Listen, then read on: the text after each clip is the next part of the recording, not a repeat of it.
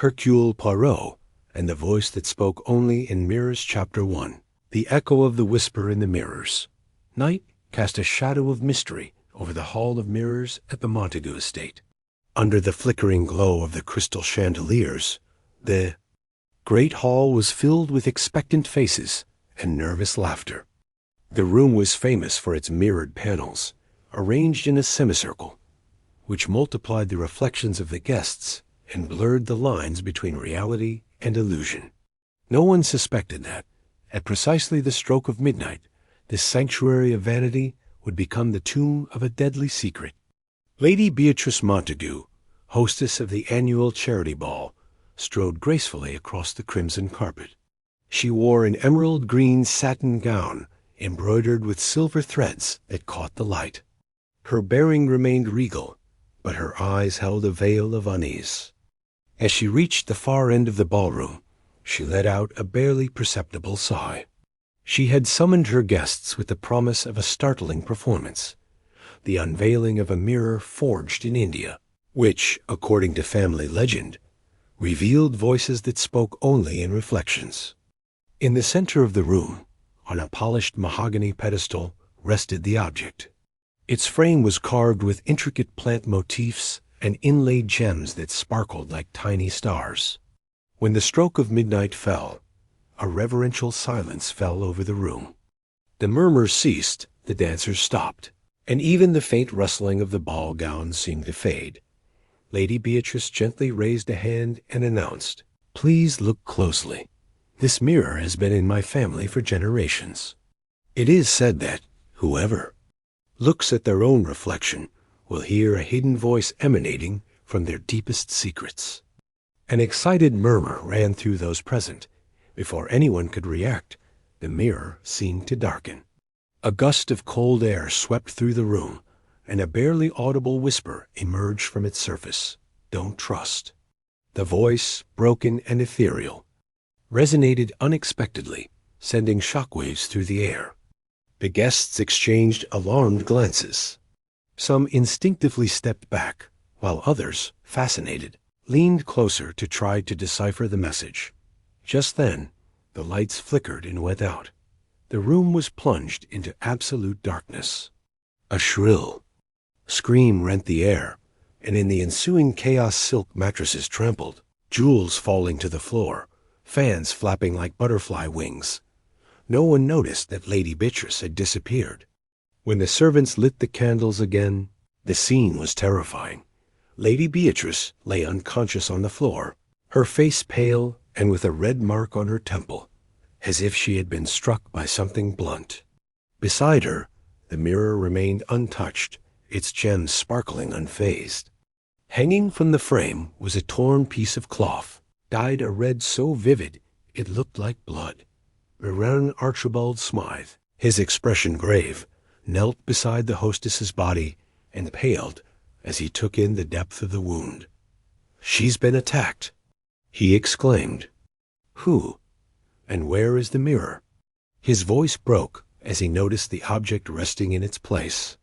But how could someone have struck her within this circle of mirrors?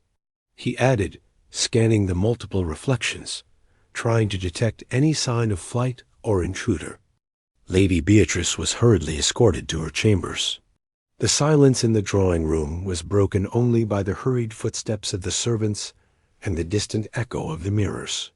Then, despite the commotion, a man entered with a serene stride, the celebrated detective Hercule Poirot. His presence instantly imposed order. Tall, slight of build, wearing an immaculate suit and a perfectly combed mustache, Poirot raised a hand to signal calm. In a calm but firm voice, he said, "Please let me take care of it. I've been summoned to make sure the truth comes out." Baron Smythe greeted him with a slight nod. Poirot bowed briefly to the witnesses, evaluating each expression with his little gray cells.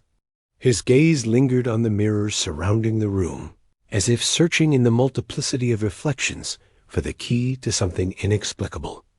Each guest seemed a potential suspect. Miss Evelyn Carrington, whose hand trembled as she adjusted her collar. Colonel Hastings, trying to hide his shock behind his thick beard. the woman in black, Lady Winifred Hawkins, whose dark eyes shone with cold curiosity, and many more, whose looks fluctuated between surprise and guilt. Poirot took a few steps forward and placed his hand next to the bloody piece of cloth, examining it without touching it directly. Then he looked up and said deliberately, "Something more than a simple fainting spell has occurred here, ladies and gentlemen. The art of deduction will tell us who wished to silence Lady Beatrice, and what that hidden voice in the mirror intended to communicate." A slight wave of anticipation swept through the room. The candles flickered again, as if responding to the murmur of the room. Deep down, each guest understood that they were caught in a psychological game, where physical evidence was merely a veil, and the true weapon was deception. Poirot raised his cane toward the central mirror, and his figure multiplied infinitely. In the panels, as many versions of the detective as questions floated in the air. "Please accompany me to the library so we can begin the interviews," he instructed. "No one is to leave this wing of the house until further notice." With a firm step and unshakable composure, Poirot headed down the corridor, while the guests, their faces illuminated by the flickering glare of the mirrors, followed his steps with a mixture of fear and fascination. The mystery of the voice in the mirrors had only just begun. Chapter 2. The Labyrinth of Gazes. The library's grandfather clock struck 11 when Poirot and the guests arrived at the space adjacent to the Hall of Mirrors. That room, with its dark wainscoting and shelves filled with centuries-old tomes, offered a sober refuge from the dazzling chaos of the mirrors. However, instead of calming the mood, the gloom and the musty scent of aged paper intensified the tension in the air. Poirot placed his walking stick against the wall next to the mahogany desk and asked, with an elegant gesture of his gloved hand, "Please remain in the order in which you entered. I will question each of you privately, so as not to distract or alarm the others." Baron Archibald Smythe, frowning, nodded and closed the door. A chorus of sighs ran through the room, and the muffled murmur of footsteps sank into the Persian carpets. Only a few armchairs remained standing, facing the large window overlooking the back garden. Around them, each guest looked like a chess piece waiting for the decisive move. Poirot called Miss Evelyn Carrington first. The young woman came forward timidly, her navy blue dress brushing the floor.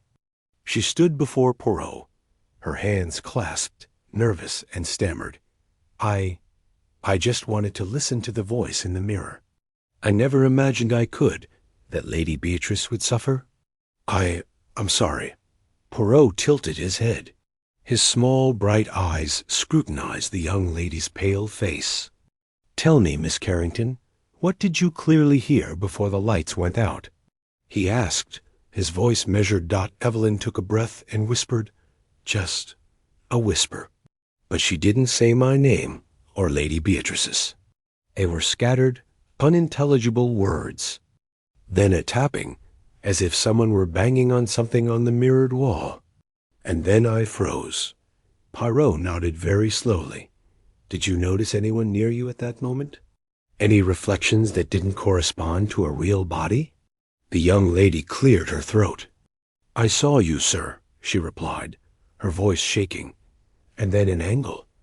A second angle of myself, but with my makeup smudged. I don't know why I thought it was my reflection, but something was off." The detective smiled to himself, without contradicting her, and jotted something down in his small notebook. He led Evelyn to an armchair, where he invited her to sit. Her heartbeat could be heard in the silence, like the echo of a drum. The next to enter was Colonel Hastings, a veteran of wars in distant lands. His broad shoulders and imposing presence contradicted the trembling of his hands as he greeted them. Poirot offered him a seat and began, "Colonel, you were very close to Lady Beatrice when the lights failed. What did you observe?" Hastings frowned, struggling to sort through his memories. I saw a shadow moving beside the mirror." I thought it was a servant hurrying to restore the light. But then I recognized the slim silhouette of Lady Winifred Hawkins behind a panel. She seemed to be whispering something to it. I don't know what, and she was gone before I could approach. Poirot raised an imperceptible eyebrow. Interesting. Are you sure it was Lady Hawkins? Yes. Her bearing and the sound of her heels were unmistakable, Hastings replied firmly. But I don't know if she was speaking to Mrs. Montague or just passing by. Poirot nodded and again added a note to his notebook. A pause ensued, creating a brief, awkward silence, which the detective broke. Thank you, Colonel. You may leave. Hastings left the library with a measured gait, leaving a trail of dust in the air. Poirot exhaled, turned his head, and looked at Lady Winifred Hawkins, the shadowy lady still seated, whose obsidian eyes flashed with cold curiosity. He invited her to come closer. Lady Hawkins, it is said that your relationship with Lady Beatrice was strained, Poirot began. May I ask why you were in that part of the Hall of Mirrors just before the blackout? Lady Winifred placed a hand on the back of the chair and without haste said, I had urgent business with Lady Beatrice.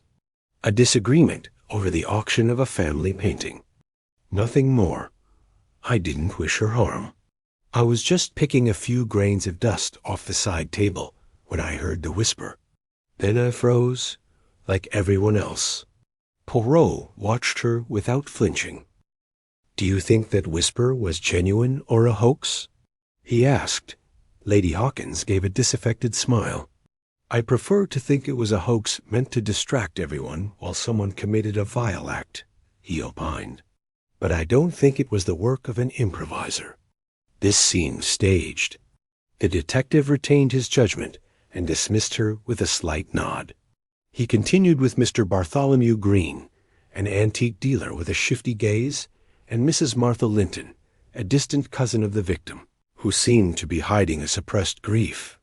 To each of them, Poirot reminded them of details from their previous statements: the torn cloth, the confused murmur, the bleeding mark. In this way, he wove a web of suspicions, contradictions, and fragments of memory. When only two people remained, a murmur was heard behind the door. The butler entered, his steps reverential. Mr. Poirot, pardon the interruption, but I've found this, he said, placing a small, bent piece of metal on the table, illuminated by the floor lamp. Poirot picked up the object with a white glove. It was a hat pin with a strange mother-of-pearl cameo, the image of an exotic bird intricately engraved. He turned it over in his fingers, admiring its perfect workmanship. Who in this house has a pin like that? He asked. Baron Smythe, who had followed the butler, paled. That's the pin Lady Beatrice was wearing tonight, he explained in a barely audible voice. She always wore it in her headdress. It was a gift from her brother in India. Poirot examined the pin and then looked up. Could he have fallen during the confusion? He suggested. Mr. Green shook his head. I walked around the Hall of Mirrors. After the incident, I didn't see any of that metal shining, he assured her. That indicates that someone deliberately put him aside, Poirot concluded. The culprit has collected the pieces that could incriminate him. The detective placed the pin in a black silk cloth and walked slowly through the library. The faces of those present became light, a mixture of curiosity and alarm. Then suddenly, Poirot stopped by the window and fixed his gaze outside. In the dim light from the garden, a stone swan seemed to crane its neck towards the window, like a silent guardian. It was then that Poirot spoke, without looking away. The voice in the mirrors was by no means an accident. It was a decoy. Whoever wishes to avoid our attention has used mystery to hide a more mundane motive, revenge for a personal grievance. A murmur ran through the room. No one dared to contradict him. Poirot returned to the center of the room and, with a gentle but firm gesture, declared, Tomorrow, first thing in the morning, we will inspect the Hall of Mirrors again. In the meantime, I ask that everyone remain in their rooms. The culprit has demonstrated both ingenuity and coldness. We must pay attention to every gesture, every word, for we are still missing essential pieces of this puzzle. The guests withdrew in silence, touched by the gravity of Poirot's words. Only Miss Carrington, her eyes reddened, stopped beside the detective and whispered, "Mr. Poirot, do you think Lady Beatrice will survive?" The detective turned his face, compassionate, and smiled gently. "I have faith in Lady Beatrice's strength. But the real battle is just beginning, miss. We'll know more tomorrow. For now, rest and trust my little gray cells." Miss Carrington nodded and walked away, leaving behind the crunch of her heels on the carpet. Poirot, alone in the dimness of the library, paled before the window once more. His reflections, multiplied hundreds of times over, seemed to lean toward him, as if admiring his determination. A barely perceptible line of expectation formed on his lips. Poirot's mind was whirling unstoppably, composing clues and lies, ready to uncover the shadow hidden behind the glitter of the mirrors. Chapter 3. Shadows Behind the Glass. The next morning dawned under an overcast sky that seemed to portend more turmoil. The cool air reached the Hall of Mirrors with a rustle of damp twigs and leaves.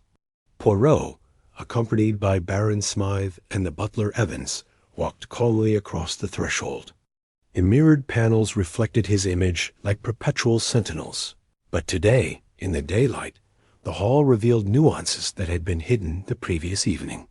"Look carefully," murmured Poirot, placing his cane beside the pedestal. "The central mirror still bears traces of our hasty movements, and perhaps something more than a red reflection in the fabric is hidden there." Evans, wearing a white glove, carefully brushed the edge of the pedestal. As Poirot looked up, small specks of dust had settled in the corner where the mirror rested against the wall.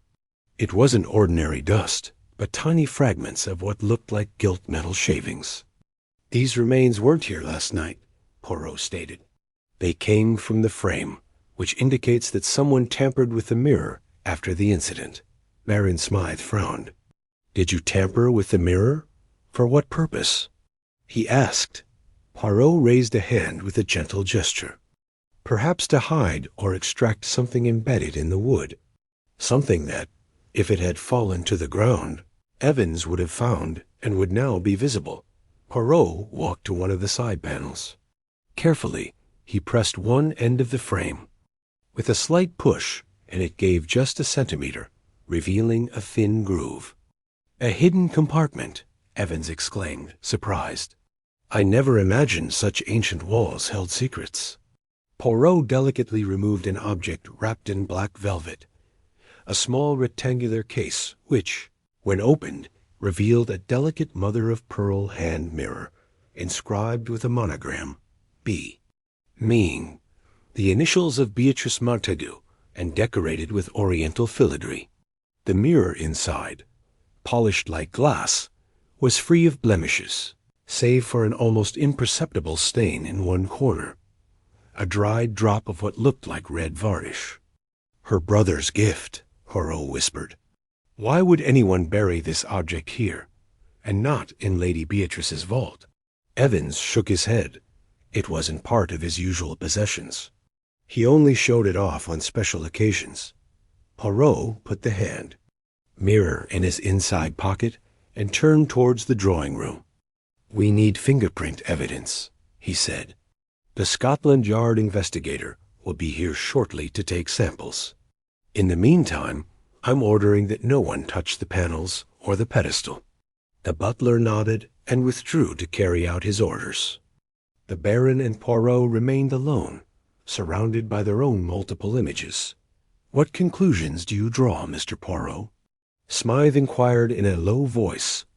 That the perpetrator of the attack on Lady Beatrice not only planned a physical attack, but also a psychological game, presenting us with the forged mirror as a carrier of hidden voices to distract us from the true object of interest. This hand mirror, bearing her sister's initials, was the most valuable piece in the collection and someone's true motive. Not the cold steel in the room, but personal affection and familial betrayal. As Poirot spoke, a soft tinkling reached his ears. The bell next to the decanter rack at the far end of the room rang, revealing no one. The Baron raised his head. "Did you hear that?" he asked. Poirot nodded. Yes, and it's not coming from the restless wind. Someone touched it recently. The two approached. Poirot examined the floor. Barely indented, a woman's shoe print could be seen in the dust. It was not Lady Hawkins's heel, nor Miss Carrington's flat one, but a more substantial shoe, probably Martha Linton's, whose footsteps had sounded firm as she moved around the library the previous evening. "I'd like to speak to Mrs. Linton," Poirot decreed in a low voice. "She seems to have been around here longer than she let on." Smythe nodded, and they left the living room. A few feet away, they found Martha Linton anxiously checking her phone for a poor signal. "Mrs. Linton," Poirot began politely, "I would be grateful if you would accompany me back to the Hall of Mirrors for a brief clarification." The victim's cousin was surprised, but she gave in gracefully. They walked in silence under the arches of the corridor, returning to the epicenter of the mystery. Inside, Poirot indicated the floor. "Do you recognize this print, Mrs. Linton?" She paled, followed Poirot's gaze, and looked down. "It's mine. I didn't realize I came by," she confessed softly. "I was looking for a piece of the fabric to give to the police. I think it's best to keep the pieces." "However," Poirot replied, "the cloth was picked up by you, but without leaving any indication of where it fell. And that bell, you say you didn't ring it, but someone must have done so to warn us." Martha looked down. "I was afraid. I didn't want anyone to use my fingerprints to incriminate me. That's why I removed the fragment and walked away."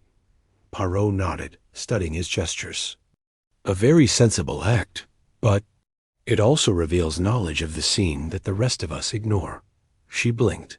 "I was near the drawing room when I saw Lady Beatrice fall. I thought the police wouldn't allow anyone into the room until much later. I wanted to act quickly." "I understand," Poirot chimed in. "Even so, why not seek help immediately after finding the fragment? All you had to do was put it back and call someone." Martha sighed. "She's my cousin," she said. "Her life is in danger, and I felt alone." Poirot was silent for a moment. Then, with gentle gentleness, he took hold of his walking stick and stepped back. "Thank you for your honesty, Mrs. Linton. Your cooperation will be noted. Now let me inquire into another aspect." As Poirot retreated to the central mirror, Baron Smythe watched them thoughtfully. In the dimness of the hall, Poirot's figure loomed over the glass, as if his suspicions were echoed in every reflection. Suddenly, the detective raised his hand and pointed with his cane at a faint stain on one of the side panels. A translucent, almost invisible fingerprint. "A spit stain," he murmured. Someone whispered so close their breath was imprinted on the glass. Martha shuddered. "I couldn't," he exclaimed. "I wasn't that close." Poirot frowned. Someone imitated, or actually tried to use the old mirror voice trick. But this doesn't match that Eastern technique. Saliva indicates real closeness, not mechanical trickery.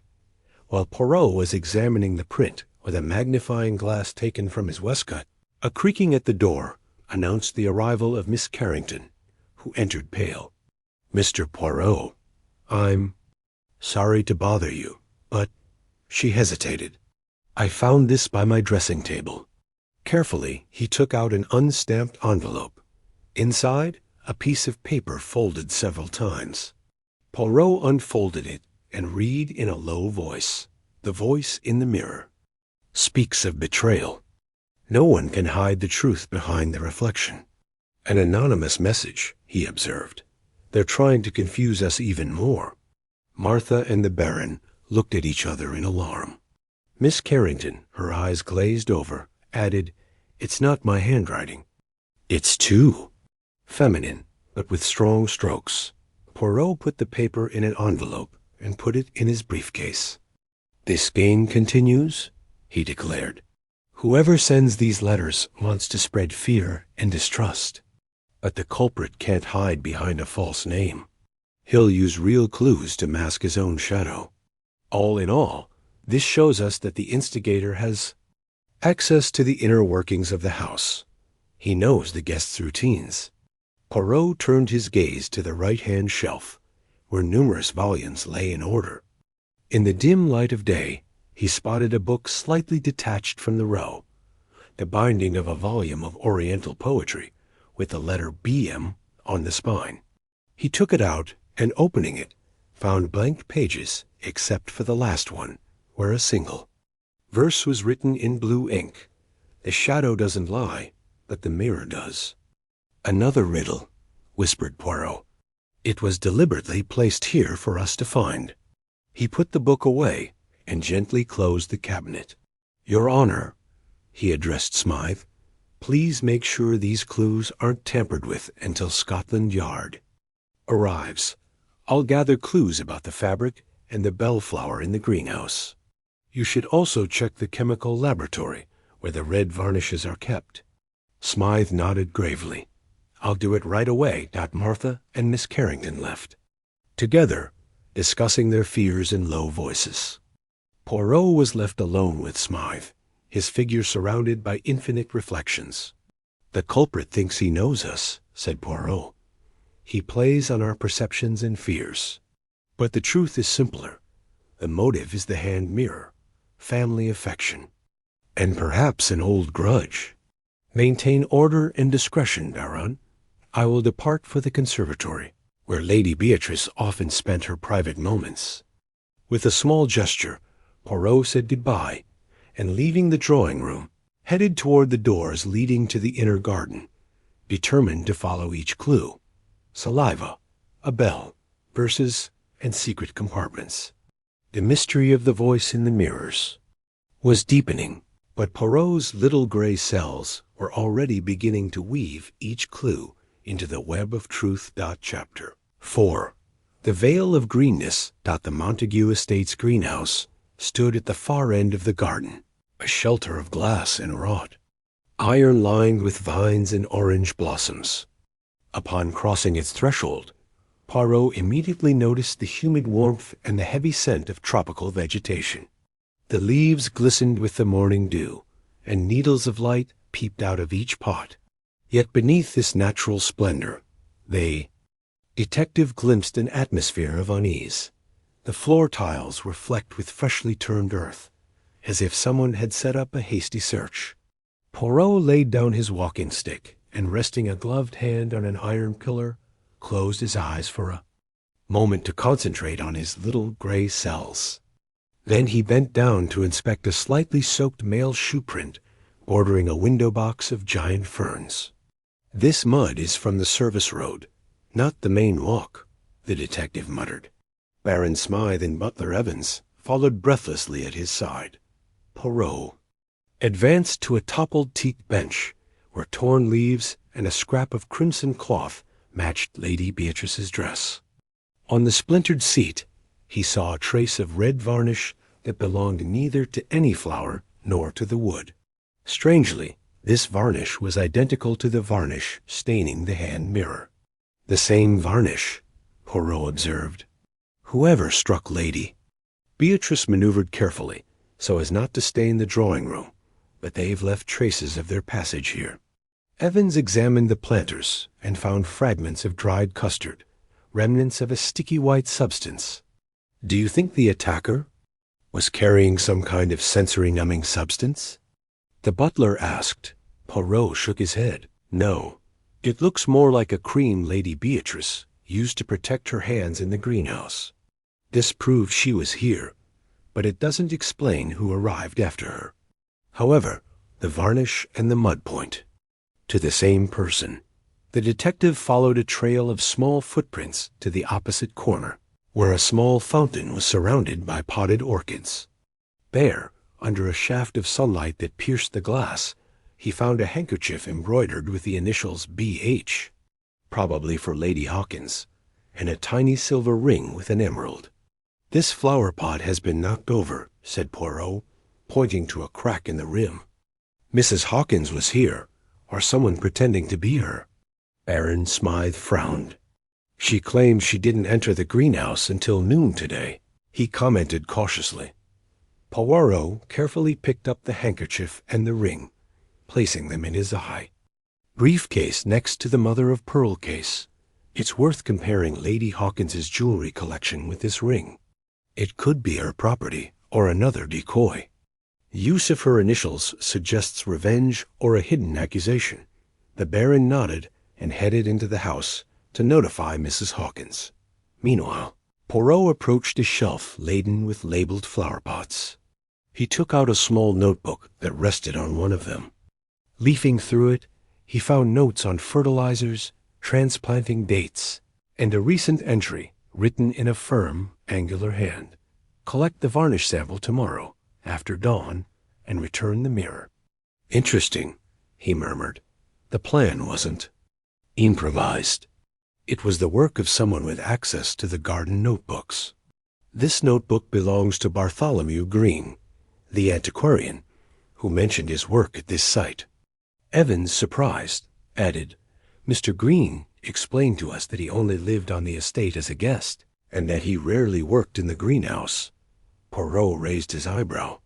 "It seems he's lying, or else he's keeping secrets. The note proves someone was planning to pick something up from here at dawn."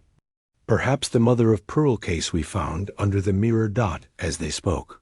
A creaking of low footsteps interrupted the scene. Miss Carrington appeared, covered in dust and pale-faced. "I was notified that we weren't supposed to enter without permission," he said, his voice shaking. "But I found this on the workbench. I thought ... it might be relevant." He held out a sealed vial of reddish liquid. Poirot took it in his hands and examined it with the magnifying glass he always carried in his waistcoat. "Varnish content," he confirmed. "The same shade as on the case and the mirrors. It indicates that whoever used it deliberately brought it here. Where did they find it?" Miss Carrington hesitated. "I got it out of the tool shed where they keep the gardening supplies. It was easy to get into, since the lock was open." Poirot nodded, placing the bottle in a glass case he carried with him. Then, with eyes shining with enthusiasm, he asked, "Who has access to that booth? Is it for shared use?" The young woman shook her head. "Only Evans and Bartholomew Green have ever been in. Sometimes Martha Linton, when she's looking for ornamental plants." Poirot stepped back and examined another, smaller footprint, a woman's shoe print left in the damp ground.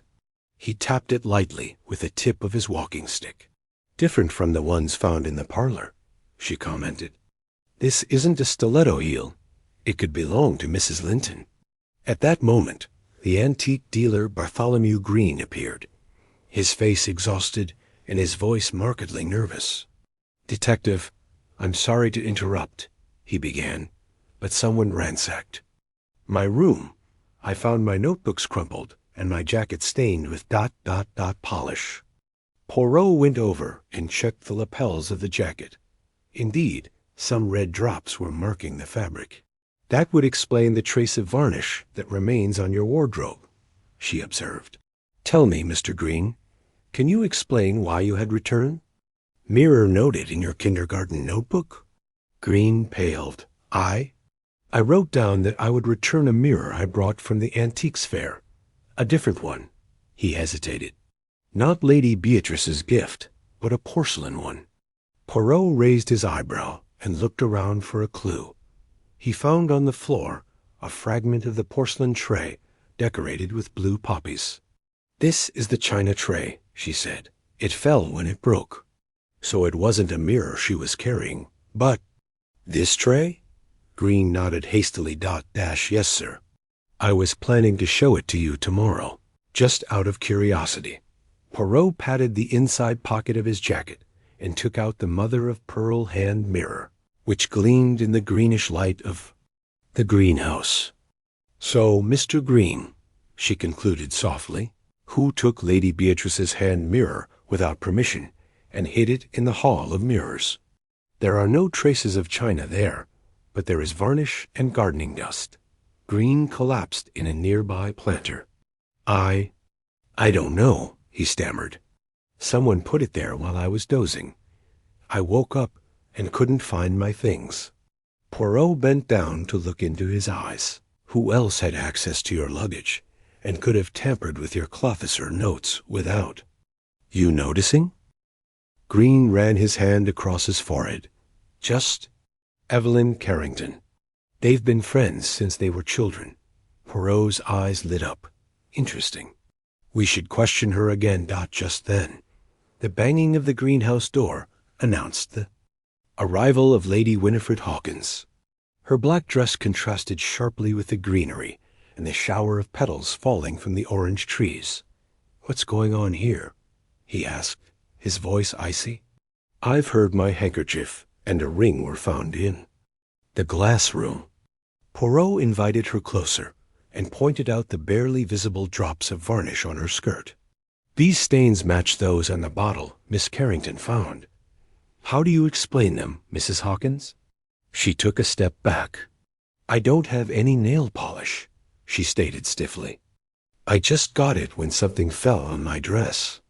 Poirot remained calm. "Perhaps. But this fall happened in the greenhouse, not the parlor. Why would you be here this morning, away from the guests?"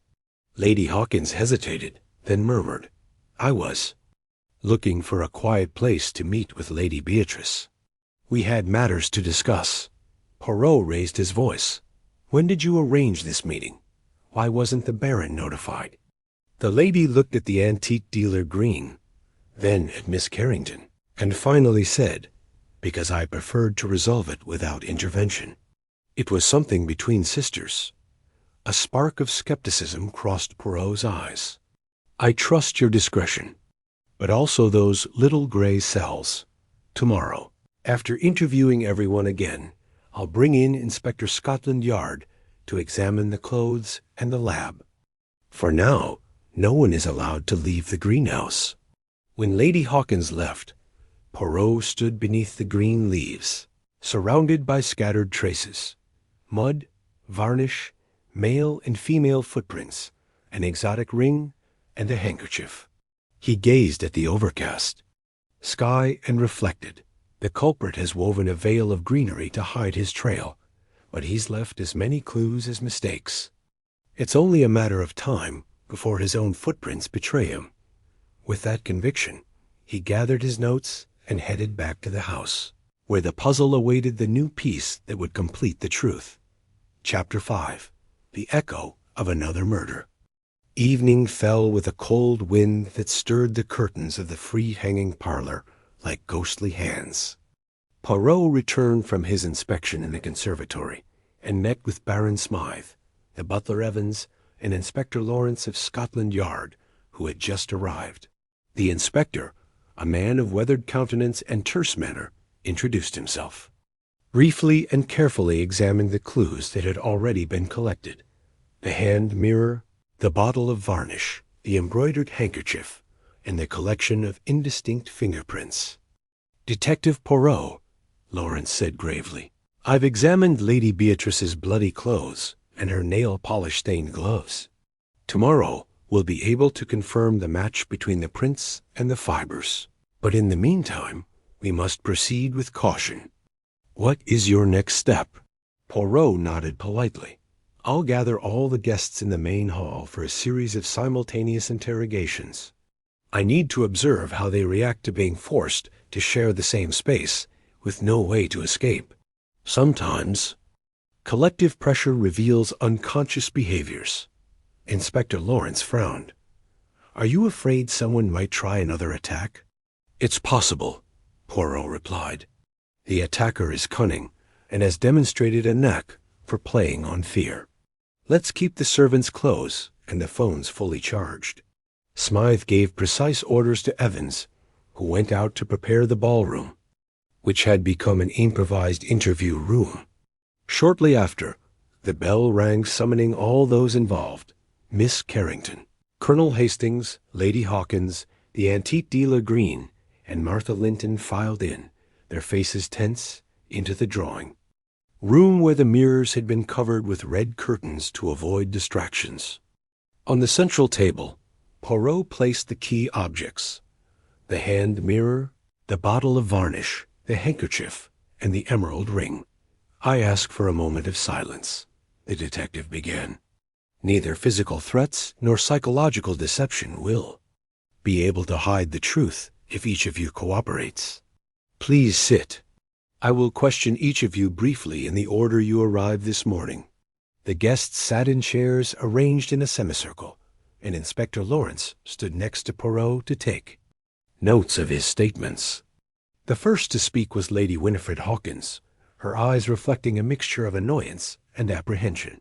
"Ask me at once," he protested sharply. "I've already explained my presence in the greenhouse." Poirot looked at her with feigned benevolence. "Mrs. Hawkins, I need to know if you suffered any fainting or dizziness on the day of the incident." Lady Hawkins narrowed her eyes. "No, I was fine. Just a slight tremor in my hands when I saw Lady Beatrice fall." "Could he have touched the mirror with the palm of his hand?" Poirot persisted. "There's a trace of saliva on it that doesn't belong to anyone else's breath." She denied emphatically. "No, Detective, I didn't whisper or touch anything." Poirot nodded, and with a segment of his walking stick, carefully removed the embroidered handkerchief. "This handkerchief was found by the orchid fountain. Tell me, don't you recognize it as yours?" she asked. "It's just like mine, but I don't know how it got there," Lady Hawkins replied haughtily. Poirot put away the handkerchief and gestured to indicate that he was finished with her. Then he turned to Miss Evelyn Carrington, whose pale complexion betrayed nervousness. "Miss Carrington, I found an envelope this morning with an anonymous message. Do you think someone might be plotting against you?" Evelyn placed both hands in her lap. "I have no enemies," she whispered. "Only the feeling that Lady Beatrice wanted to protect a family secret." "A secret, you know?" Poirot inquired. She hesitated. "Just what I heard from my aunt. Something about a betrayal from years ago. But she never told me in detail." Poirot tilted his head and removed the emerald ring. "Does this ring look familiar?" The young woman blushed. "It's a jewel of Lady Hawkins's," he said. "She gave it to me on my last visit as a thank you." "I don't know why it's here." "Very well," Poirot nodded. "Thank you." Colonel Hastings was next, standing firm in his stance. "I have nothing to add," she said confidently. "I only saw Mrs. Hawkins near Lady Beatrice, and I noticed the fragment of the hand mirror in the living room." Poirot raised an eyebrow. "Did you touch it?" "No," Hastings replied. "I just pointed it out to Evans." The detective jotted down a few words, and after thanking her, turned to Martha Linton. "Mrs. Linton, you collected the cloth from the wound and stored it. Then you went to the greenhouse and left footprints that match a square-heeled shoe. Could you explain that in more detail?" Martha took a deep breath. "I wanted to help Lady Beatrice. I saw the blood and thought the police would be slow to arrive. I wanted to preserve the evidence, so I kept it." Poirot looked at her tenderly. "I appreciate your intention. However, the varnish on the fabric matches the one on your jacket this morning. Why did you have varnish on your clothes?" She looked down. "I kept a jar of varnish near my genealogy books. I was restoring a family portrait frame, not knowing I'd have to use it." Poirot remained silent and turned to the antique dealer Green, who was the last to speak. "Mr. Green, your garden notebook was tampered with, and your jacket was stained. You explained that you didn't recognize the hand mirror, but I found fragments of china in your room. Can you detail your movements the previous night?" Green swallowed. "I left the living room after the blackout and returned to my room, intending to rest. I didn't realize that the hand mirror and the porcelain tray had been switched. Someone must have sneaked in. Who do you think could do it? Poirot asked. Green shook his head. I don't know. I just know that I trusted my friends here. Silence fell over the room. Poirot stood up and called for attention. I've observed your reactions. Your faces reflect more than what you say. But the key isn't in the words, but in the way you act. Under pressure, he took the mother-of-pearl case and solemnly opened it. Inside, the mirror shone with a crude reflection. This object was the real motive. They were looking for its sentimental value. However, the perpetrator used the wrought iron mirror to distract us. The case appeared in the slot in the mirrored panel of the hall, but someone moved it again after Poirot removed it in the morning. Poirot closed the case and looked up at the accused faces. The culprit is the one who had exclusive access to that secret compartment, he declared. The one who knew the position of the hatpin, the bottle of varnish, and the garden notebook, and whose jacket and clothes bore matching stains. His gaze fell on Martha Linton and Evelyn Carrington, whose expressions betrayed a shudder. Inspector Lawrence stepped forward and emphasized, Miss Carrington, I appreciate your politeness, but the saliva prints don't match those of Lady Hawkins or the Baron. We've confirmed that the girl is using the same brand of lip balm we found on the mirror print. Would you like to explain? Evelyn exhaled with difficulty. It was me, she admitted, her voice trembling. I saw the mother-of-pearl case in my room after the interrogations this morning. I was afraid I'd be blamed for the family secret. I wanted to return it to the compartment without anyone finding out. I only wanted to avoid injustice. I didn't want to hurt Lady Beatrice, only to protect a legacy. A murmur of surprise ran through the room. Poirot placed his hand on Miss Carrington's shoulder. Your intention was noble, but the little gray cells tell us that the truth cannot be protected by deception. Where were Lady Winifred Hawkins and Bartholomew Green while you were acting? Evelyn looked down. I don't know. I left without seeing them? Poirot turned to Colonel Hastings. Colonel, note the position of Mrs. Hawkins and Mr. Green. Both were facing the pedestal when Evelyn walked past them. No one noticed her presence, but her action created the context for the blow. Lady Hawkins raised her voice in indignation. This is absurd. I won't tolerate accusations without proof. Inspector Lawrence picked up the hand mirror. Miss Carrington's lip prints match this mark exactly, he announced, showing the fogged-up glass. Lady Hawkins shrugged, defeated by the evidence. So, Miss Carrington didn't mean to harm, but to distract. Poirot nodded. Exactly. The real perpetrator carried out the attack with the bell and the varnish to incapacitate Lady Beatrice, then planned the detour to the wrought iron mirror. Evelyn, by returning the case, activated the fingerprints that aroused suspicion. The complexity of the plan reveals someone more sophisticated, the antique dealer Bartholomew Green. Green stepped back, pale. Me? He stammered. But I didn't have any varnish. False, Poirot chimed in. This varnish matches the drops found on your jacket. You planned to pick up the case in the greenhouse and confuse us with the message in the poetry book. You tampered with your own notebooks to divert suspicion from Martha Linton. You took the bottle Evelyn found from the shed. Green fell to his knees. I confess, he cried. I was envious of Lady Beatrice's affection for her mother-of-pearl mirror. My greed and spite blinded me. I attacked her to steal it and hid it in the parlor with the hoax of the talking mirror. Then I plotted false clues to get at the others. Martha sobbed, and Hastings placed a hand on the antique dealer's shoulder, while Baron Smythe ordered Evans to call the local police. Poirot picked up the hand mirror and returned it to its case. Justice and truth, he murmured with satisfaction. The end of this psychological game? As the inspector and the servants led Bartholomew Green away, everyone realized that behind the multiple layers of deception and distraction, only pure deduction could unravel the hidden voice that spoke in the mirrors, the echo of human greed. Chapter 6. The Reflection of Truth. The morning sun filtered its first rays through the large windows of Montague's west wing, bathing the hall of mirrors in a new glow.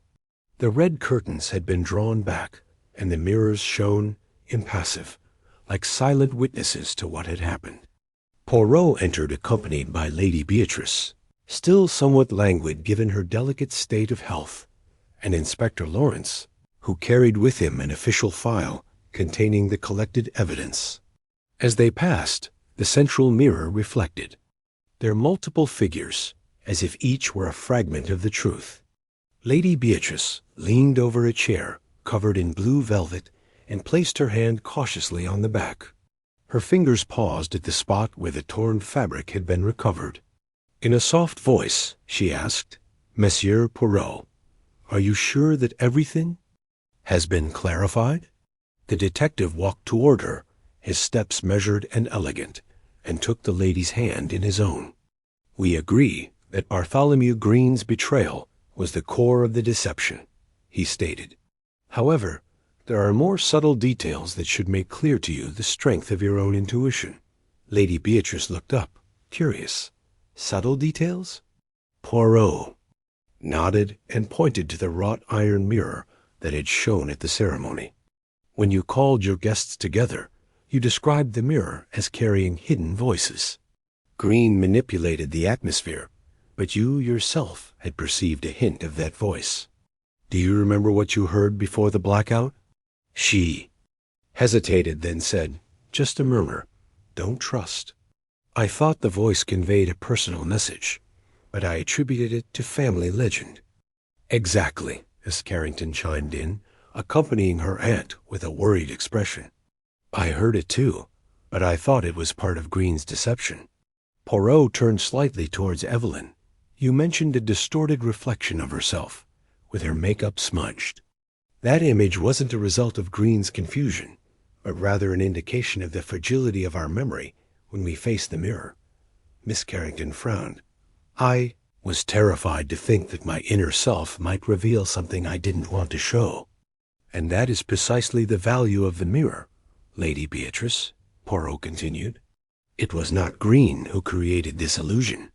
You yourself evoked, with your expectation of mystery, the echo of your own fears. The mind opens doors that even the gray cells cannot close." Lady Beatrice bowed her head thoughtfully.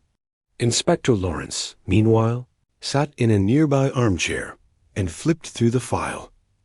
Forensic evidence confirms that the varnish on Green's jacket matches the varnish that stained the hand mirror and the panels.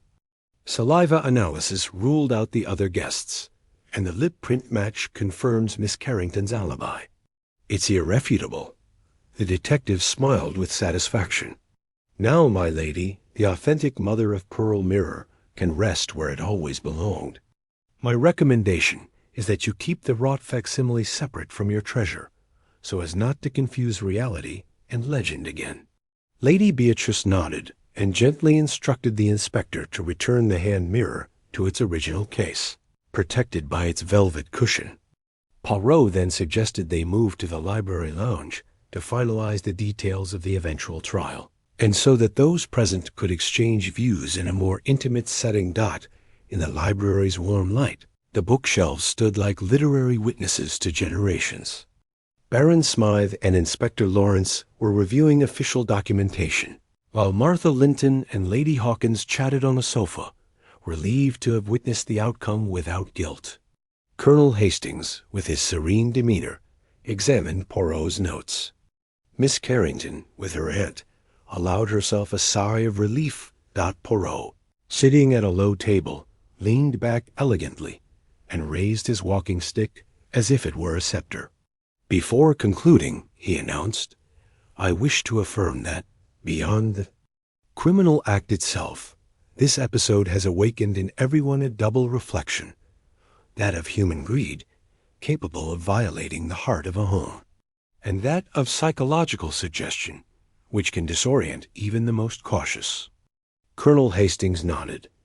"I have seen men of war fall into simple traps by not controlling their own fears. Lady Hawkins, with a rueful expression, added, "I now recognize my tendency to hide family grudges.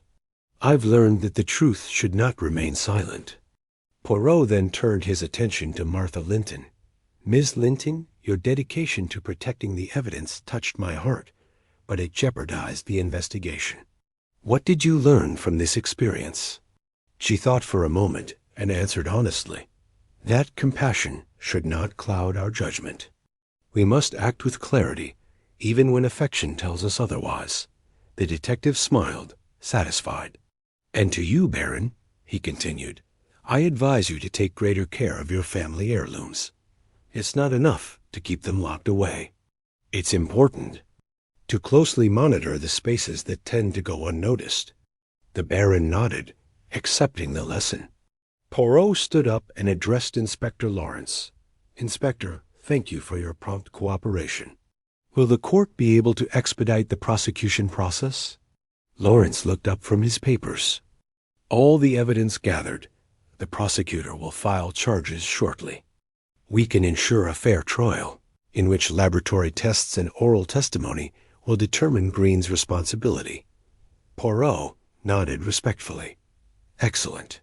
Justice must be as meticulous as it is relentless against crime. As evening fell, the group gathered on the front porch to say goodbye. Lady Beatrice, leaning on Evelyn's arm, walked with a halting gait, but her eyes shone with gratitude. Baron Smythe was conversing with Martha Linton about the garden renovations, and Miss Carrington was offering to assist in rearranging the mirror collection. Colonel Hastings and Lady Hawkins discussed social trivialities, as if the tremors of intrigue had been left behind. Poirot watched the scene from the doorway, dressed in his tweed coat and carrying his briefcase. He approached Lady Beatrice, whose gaunt figure stood out against the twilight sky. "Monsieur Poirot," she said with emotion, "your genius has saved my family's honor and restored my faith in the human mind. How can I thank you?" The detective bowed his head humbly. "Your gratitude is reward enough. For me, there is no greater pleasure than seeing justice restored and harmony restored." He offered his hand, and after a courteous shake, took his leave with a small bow. Baron Smythe stepped forward to present Poirot with his fee, but the detective, with a friendly smile, simply said, "What drives me is curiosity and the desire for the truth, not payment." Evelyn approached the edge of the porch and waved, as Martha and Lady Hawkins accompanied her. Colonel Hastings gave a military salute, and Inspector Lawrence returned a solemn nod. Poirot walked away along the gravel path, his firm footsteps echoing in the growing silence. In the background, Montague's mirrors had returned to their usual stillness, as if they had never harbored a deadly mystery. Only the echo of their voices remained, and the certainty that, behind every reflection, the truth waits patiently for whoever dares to search for it with their little gray cells. And so concluded another episode in the career of Hercule Poirot. A triumph of deduction over lies, a triumph of the psyche over the shadows of deception. And in Montague's twilight, the last image was that of the detective, accompanied by his unshakable faith in logic and justice. Chapter 7. The echo endures. At dawn the next day, the Montague estate was regaining its breath amid the rustling of leaves and the distant chirping of birds. The servants painstakingly removed the last traces of chaos, the rolled-up red curtains, the greenhouse pots already in place, and the signs of varnish on the furniture carefully concealed. However, in the hall of mirrors, an aura of mystery lingered, as if the glass windows still held the dry breath of the whispers that once shook their surfaces. Lady Beatrice, her step firmer now that she had recovered, crossed the threshold of the drawing-room and gazed up at the double glass columns. Beside her, Evelyn Carrington discreetly held her aunt's hand, aware that this place held the memory of a recent betrayal. Baron Smythe accompanied them, his expression grave, discussing the final details of the trial to be held in the neighboring villa. "I'm surprised at how deeply rooted Green's plan was," Lady Beatrice murmured. "I thought I knew every corner of my own house, and yet ... Evelyn nodded. The mind is capable of plotting tricks so complex that they deceive even the master of the stage. As they spoke, Butler Evans appeared with 2 cups of steaming tea. He offered them with his impeccable composure. "Your tea, madam."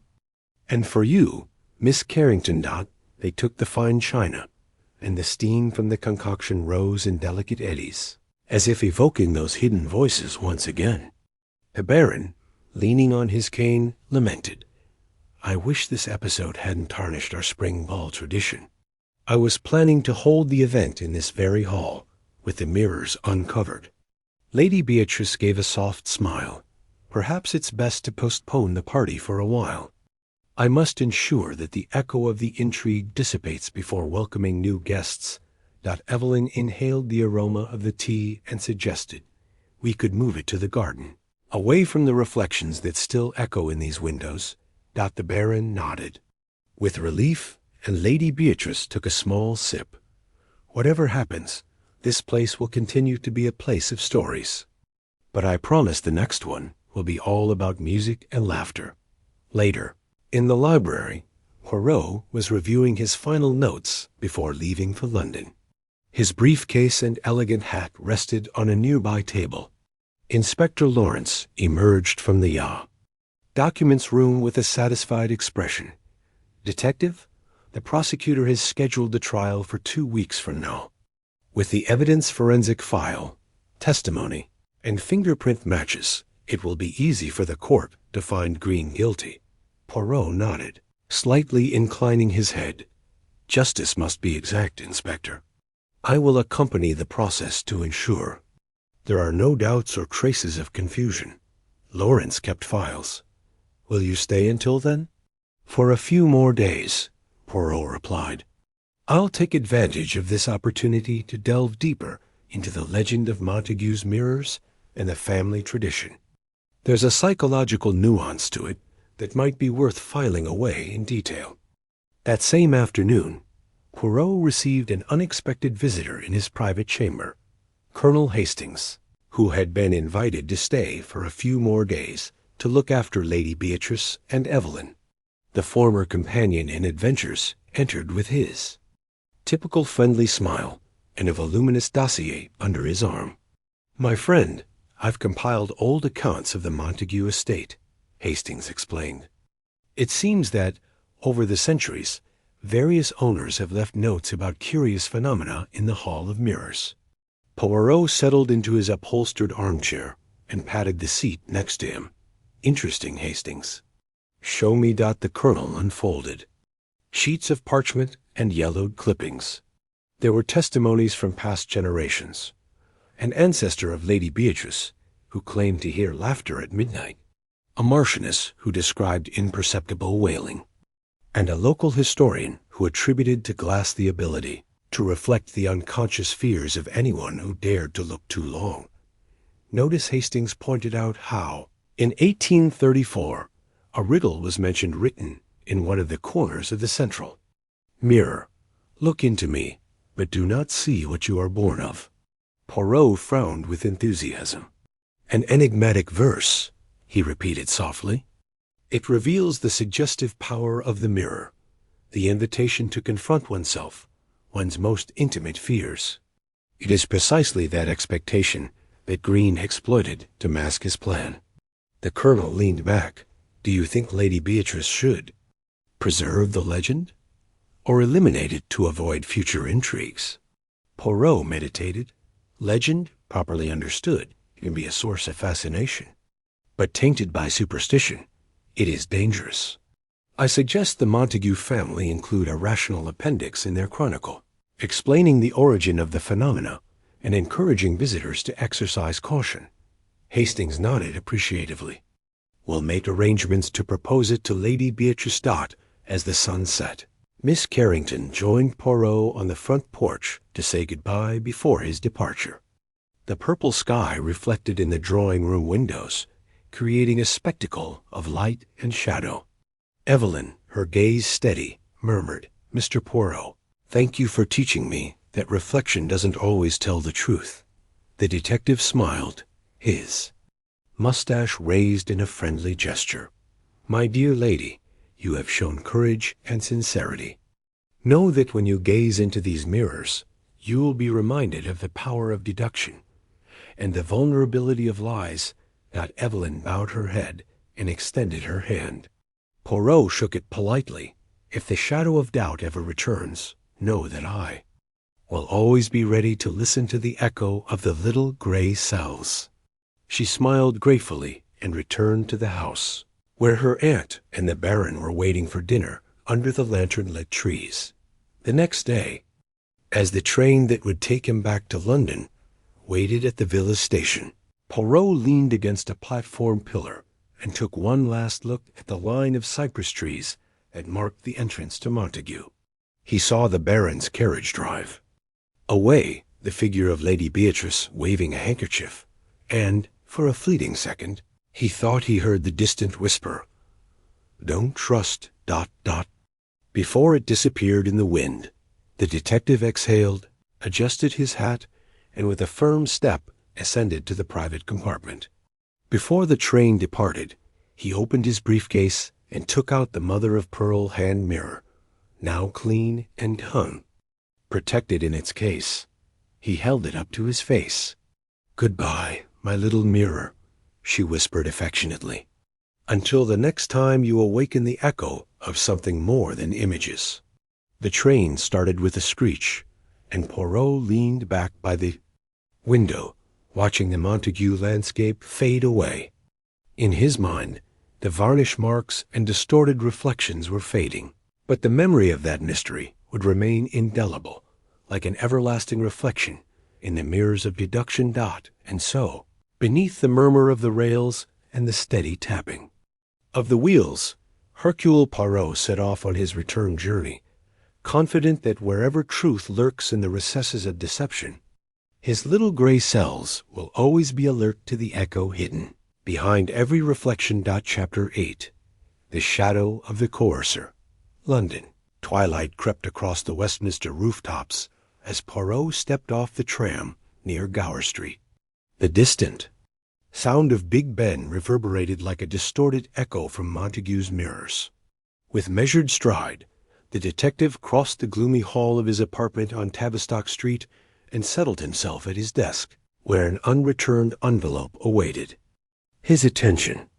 Gazing at the angular handwriting, he felt a chill. It wasn't the handwriting of any of the estate's guests, but that of someone with a firm hand and determined purpose. With gentle movements, he tore open the envelope and unfolded a single sheet paper on which he read, "Mr. Poirot, Bartholomew Green didn't act alone. Some even coerced him into stealing the mother-of-pearl mirror, threatening to reveal a secret hidden in Lady Beatrice's diaries. Check the contents of Green's desk before the authorities search it. There you'll find the key to unraveling the real puppet master. Pay, friend of the mirror." Poirot placed the paper on the table and frowned slightly. The insinuation-laden letter reawakened his suspicion that a more powerful actor lurked in the young so. Shadows. As he filled his pipe with Turkish tobacco, he mentally reviewed the past few weeks. Green's betrayal, Miss Carrington's accusation, and the echoing voices in the Hall of Mirrors. This coercion suggested an even darker motive, hidden beneath the surface of jealousy and greed. Wasting no time, Poirot headed to the Baker Street police station, where Inspector Lawrence had granted him access to Green's office before his effects were transferred to the morgue. He found the inspector leaning over his desk, scanning official documents. "Monsieur Poirot," Lawrence greeted, rising with a tired smile. "The formal search will begin tomorrow. I'll let you have the room for your personal investigations." Poirot nodded gratefully. "I appreciate your trust. Only his notes and stationery are stored. I must be discreet." The inspector withdrew after handing over the keys. Poirot gently closed the door and lit an oil lamp, its glow highlighting the traces of fine dust on the surface of the denim. He bent down to examine a lectern holding Green's notebooks, one after another, blank books, gardening sketches, until his gaze fell on a crimson volume, quite different from the others. On the spine, gilt letters read, "Memoirs of the Montague Family." "Funny," Poirot murmured. "Who would keep this private diary?" He opened the cover and discovered pages filled with careful handwriting. As he moved forward, he found a hidden, interleaved page held together with a paper clip. He delicately unfolded them and read the crossed-out passages Green had copied. "My dear Beatrice, I trust you will never read these lines. The pact sealed in Bombay threatens to destroy our family name. If the papers ever come to light, your position in the Montague Society will be in ruins. H.M. The initials H.M. Poirot heard Lady Beatrice's voice again, but that H didn't correspond to her name. He closed the book and turned to a nearby drawer. Inside, he found a sealed letter bearing the seal of a silver falcon, the symbol of an influential financial clan. With steady hands, he broke the seal and read, "I beg your discretion. Debts incurred in India should be settled away from the courts. Green is overseeing the transaction, but the sum demanded by the local cleric amounts to a ransom that only the sale of the relic can cover. The file must not leave the walls of Montague. C." Poirot placed his fingers on his forehead, concentrating. The final C evoked a name, Claremont, a moneylender who had financed past Montague expeditions. Green was merely the instrument, while an unscrupulous moneylender tightened the screws on his conscience. Suddenly, a slight creaking at the door caught his attention. Poirot held his breath, but the lock turned and Inspector Lawrence entered stealthily. "Forgive me for intruding," Lawrence said. "I came to see if there was anything else going on. Believe me, the local police would be less careful." Poirot nodded. "I just found these documents, Inspector. They indicate that Green acted under duress from a third party with the initial C. A clergyman from India, or perhaps someone named Claremont." The inspector frowned. "I know that name. His family owned interests in the East India Company. They're ruthless." Poirot put the papers in his briefcase and said, "We must act quickly. This case is not yet over." The voice in the mirrors was the prelude, Green's betrayal the second act. But now we witness the third movement, the face of the true coercer, whose power exceeds any family anecdote. Lawrence nodded. "What is your plan, monsieur?" "I'll return to Montague," Poirot announced resolutely. "There I can ensure that no one disposes of these papers before the trial. Furthermore, it's in my best interest to question Lady Beatrice again.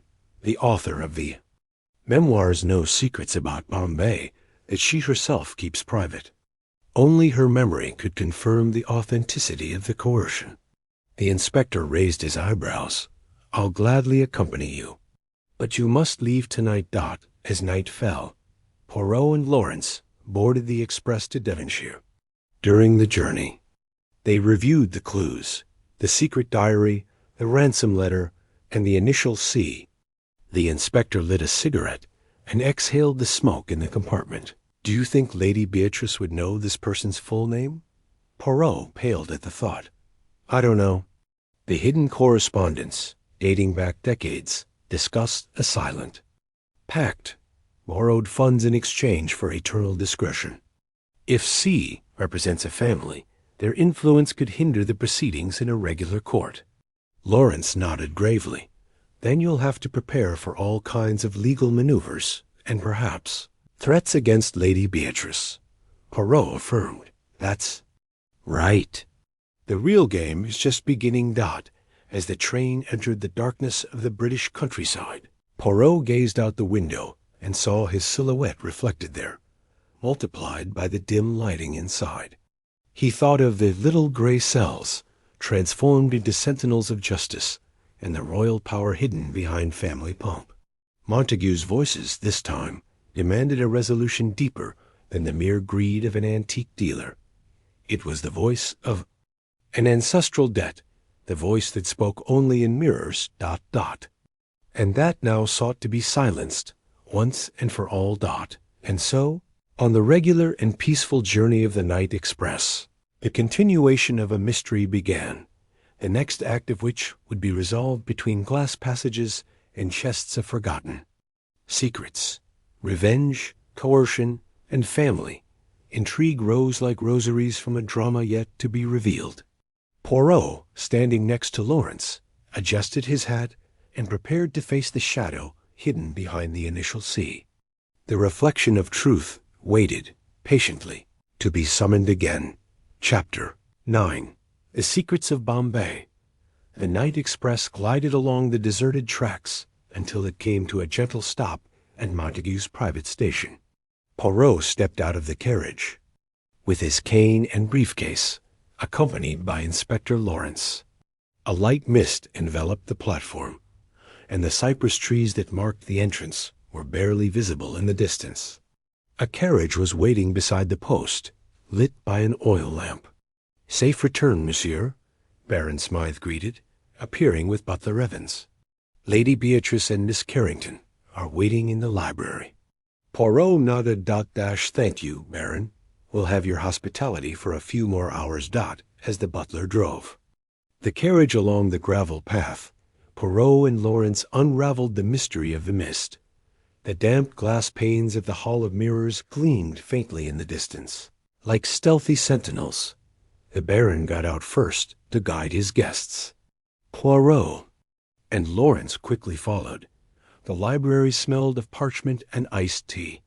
Lady Beatrice sat by the unlit fireplace, holding a leather-bound notebook.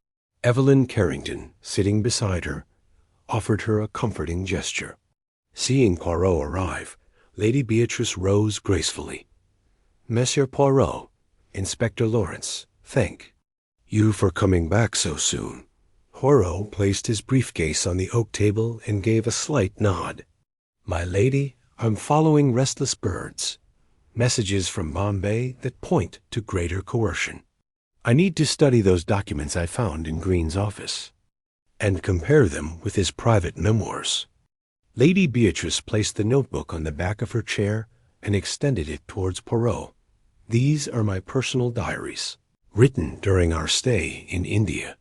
I never showed them to anyone, but I trust their contents will clarify the meaning of the initial C and the identity of the person who threatened my family."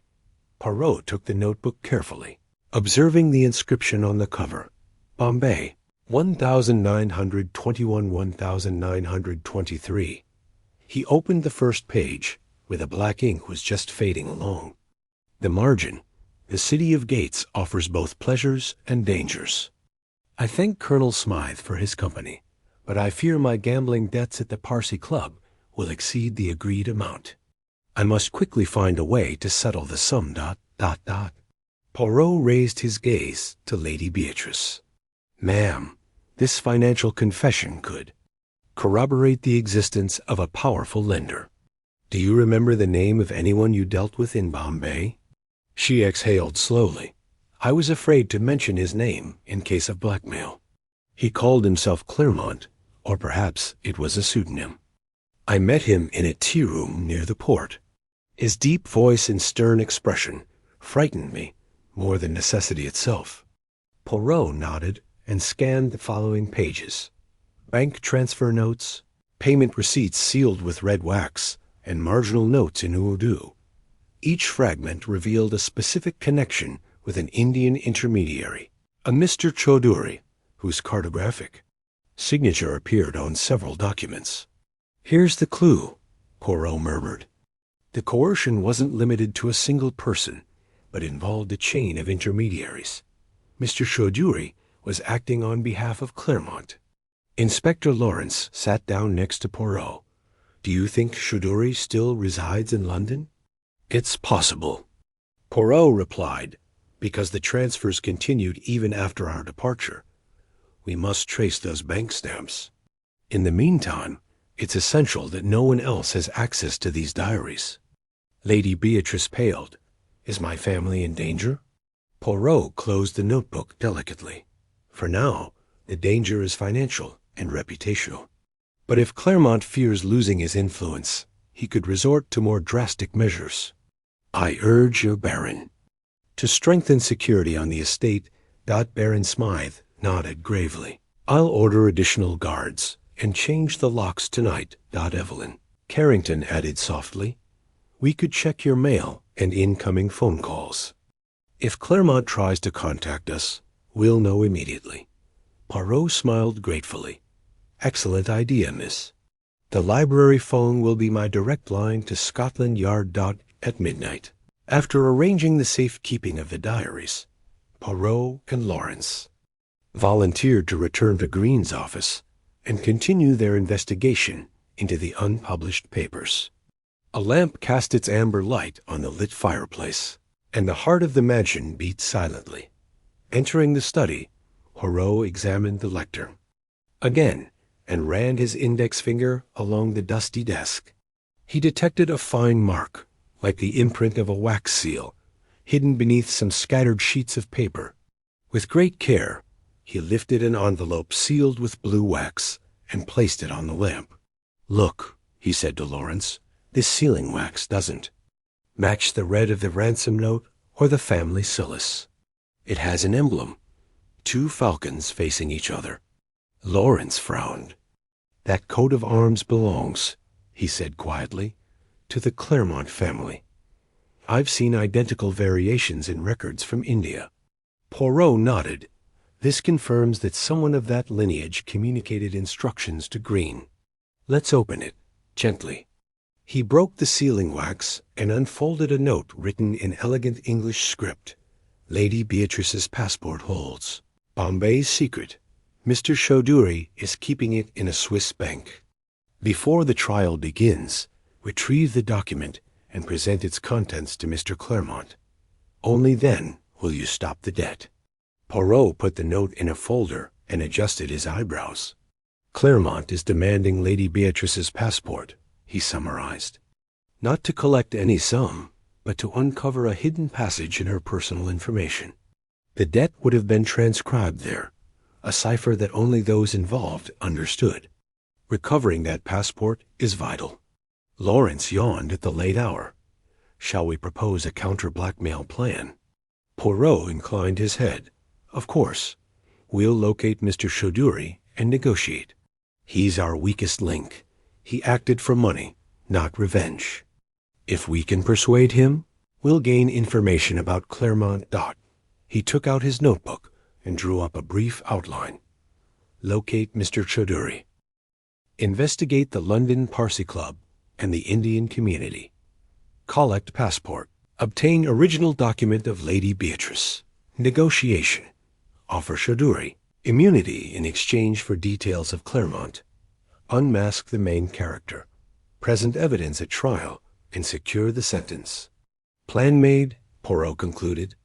"Tomorrow we'll set out for Chaudhuri's trail. For now, let's go back to rest." At dawn, Poirot and Lawrence invited Evelyn Carrington to accompany them to the Parsi Club in Piccadilly. The young lady, still showing signs of fatigue, resolutely accepted. During the journey, Poirot took the opportunity to instruct her. "You must remain silent when asked any questions. We don't want to alert Claremont to our progress. Your role will be to observe and note down faces and names." Evelyn nodded. "Understood." Sir. The Parsi Club stood behind a discreet mahogany door.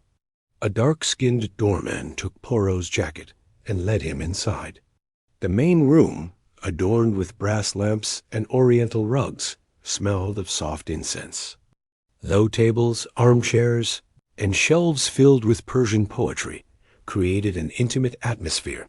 Poirot raised his voice cordially. "We're looking for Mr. Chaudhuri. Urgent information regarding a matter involving confessions and private documents." Suited waiter nodded and led the visitors to an adjoining room. There, in the shadow of a carved screen, a middle-aged man with a thin mustache and discreet gaze awaited them. "Mr. Chaudhuri," said Poirot, Thank you for your time. I am Detective Hercule Poirot, and this is Miss Evelyn Carrington. We are trying to resolve a delicate matter involving Mr. Claremont. May we have a frank discussion? Chaudhuri pressed his lips together. I know why you've come. My name has been around too much. I prefer discretion. Poirot unfolded the letter. Sealed in blue wax. Do you recognize this emblem? Chaudhuri examined him with a slight trembling hand. Yes, it's the Claremont seal. He hired me to manage Lady Beatrice's documents. He paid me well, but the protocol was unbreakable. We need the passport in its original form, said Poirot. Without it, Claremont can manipulate figures and dates. Where are you keeping it? Chaudhuri hesitated. It's in a secure depository, the vault at the Schweizer Bank in Mayfair. I had instructions not to give it to anyone else, but the detective bowed his head. We offer total immunity in exchange for your cooperation. This isn't a matter for British justice, but for our own private interests. Chaudhuri took a deep breath. Very well. I have a sealed duplicate. I'll bring the original tonight. But I require one guarantee, that my name not appear in any public. Report. Poirot shook the intermediary's hand. You have my word. And Scotland Yard's commitment. Inspector Lawrence nodded solemnly. Your collaboration will be protected by an official agreement. Chaudhuri relaxed and, with a gesture, indicated that he would go out and retrieve the document. Poirot looked up at Evelyn. Good work, Miss Carrington. Tomorrow we can present our find in Montague. Evelyn smiled tiredly. I just hope this stops Claremont. Poirot, with a flash of confidence, put his notebook in his waistcoat. It will stop him, I'm sure. Because even the most powerful coercer can't hide from deduction once it's set in motion. As the trio left the club, a murmur of incense lingered in the air, evoking old pacts and sealed promises. The Montague case had just entered its decisive phase. After the mirage of the mirrors and Green's betrayal, the time had come to confront the true puppeteer, the one whose shadow loomed behind the initial C. And Poirot, with his little gray cells in full effervescence, was preparing for the outcome that would put an end to the voice that only spoke in mirrors. Chapter 10. The Passport Rescue. Night was falling over Mayfair when Poirot, Inspector Lawrence, and Miss Carrington hurriedly left the Parsi Club. The London mist enveloped the street lights and tinged the stone facades with mystery. In the carriage taking them to the financial district, Poirot mentally reviewed every detail. Chaudhuri's engagement, the danger threatening Lady Beatrice's legacy, and the shadow of Claremont that still loomed over them. We must hurry, he murmured.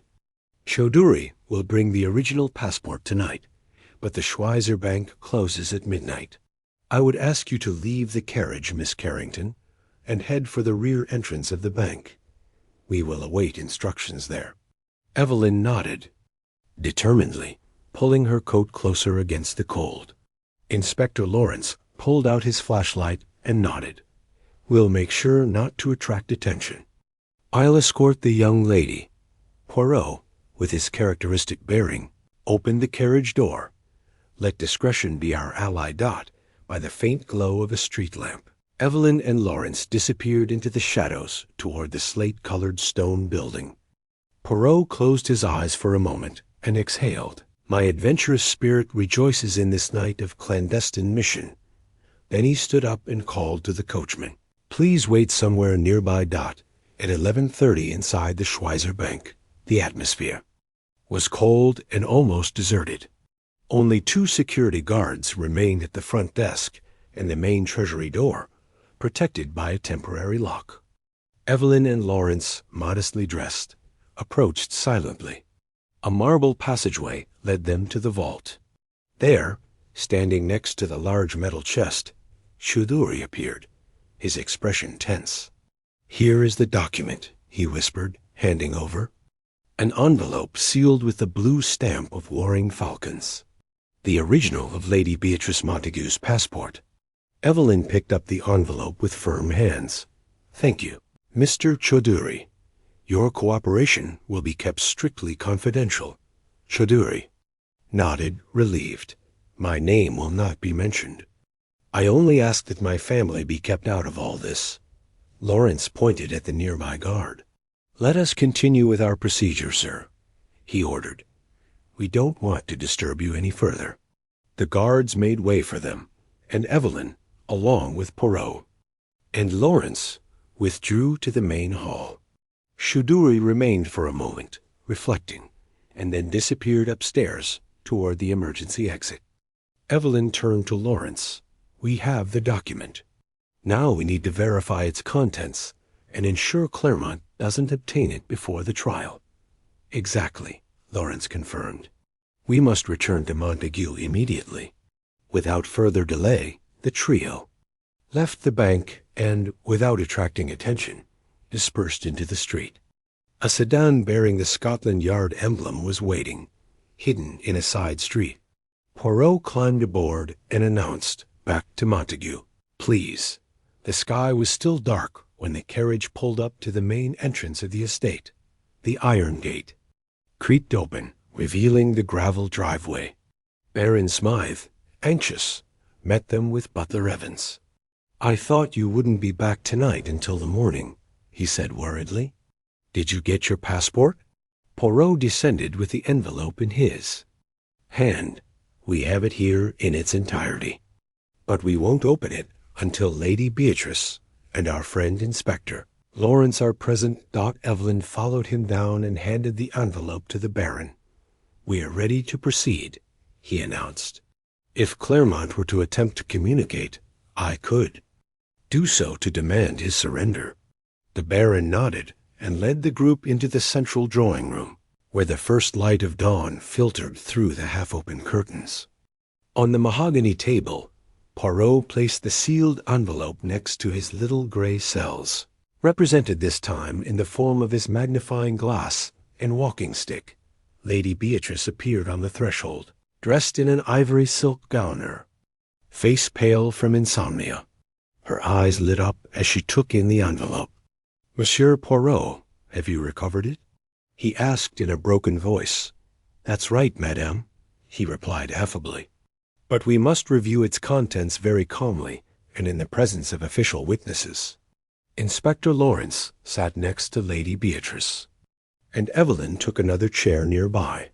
Poirot, with a solemn gesture, cut the stamp with the tip of his cane and carefully unfolded the page. The passport, spread out before his eyes, showed an old photograph of the young Baroness, accompanied by entry and exit stamps from ports, as well as a handwritten note in Indian ink.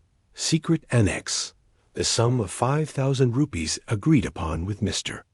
Claremont, payable before July 1st, 1923, with the following guarantee in case of non-payment: confidentiality and delivery of personal documents, including family papers." Lady Beatrice paled as she read the figure. 5,000 rupees. "I never imagined the debt was so large."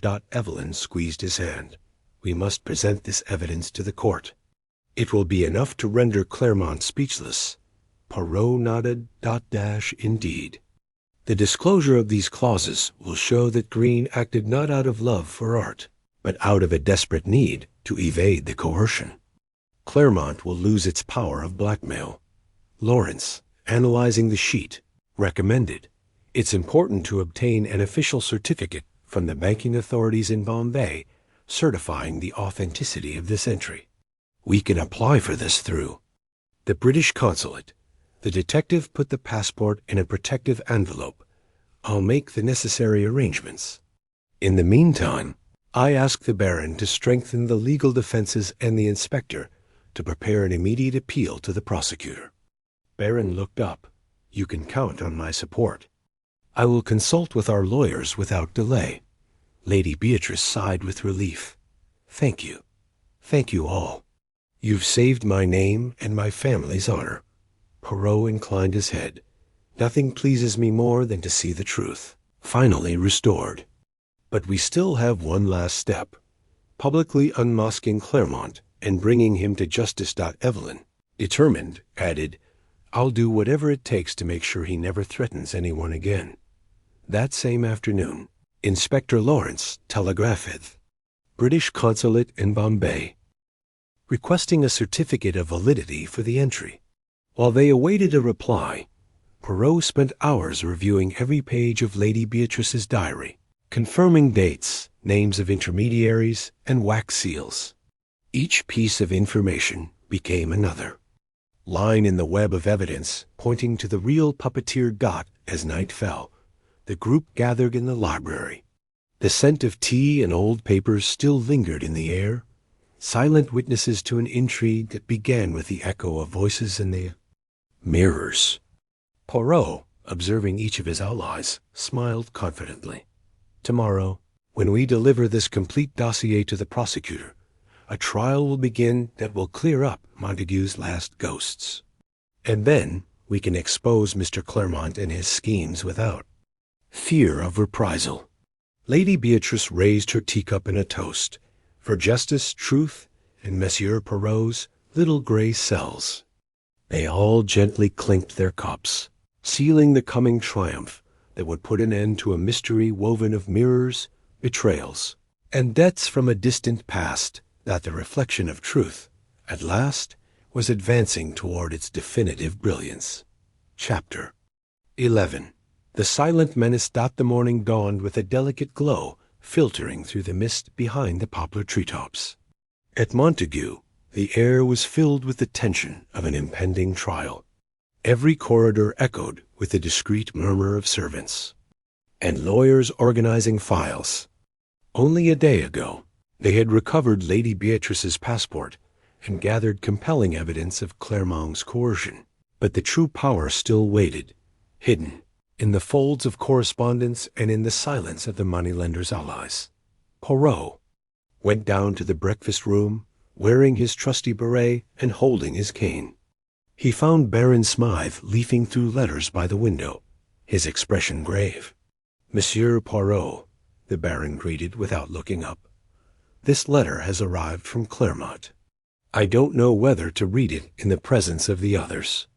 Poirot approached and took the envelope with no return address. He noticed the stamp, a stylized falcon in black ink, as minimalist as it was menacing. Gently, he opened it and unfolded the paper. Underscore Baroness Montague. Time is running out to recover what was lost. We still have to negotiate, because exposing the facts to the public is mutually detrimental to us. I can still offer a dignified solution if you accept my terms. Delay the trial for a month. Pay the remaining sum of 1,000 rupees in cash before June 15th, 1925. Waive all claims against me and my intermediaries.